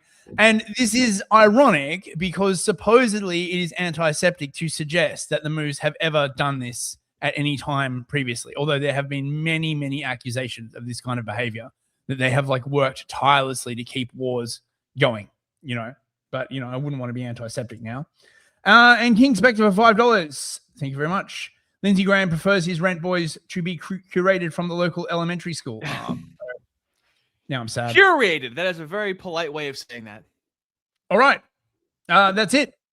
We did. Thank you everyone for coming. Oh man, my throat is fucking sore. Oh, I got the clown throat. We got the best, fellas. Thank you so much, fellas, for coming. Everyone who super chatted, we will be back on Tuesday. Check out Fistery on Monday. I'm still not sure what I'm doing. I got to write it over the weekend. And final words, Ardy?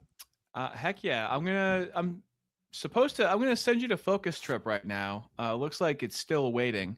It looks like he's late, so I'm gonna send you there. I'm gonna release Hard R lore video tomorrow. So that's as far as I know what's happening. And then I'm going to wait until something absolutely pisses me off and create content about it.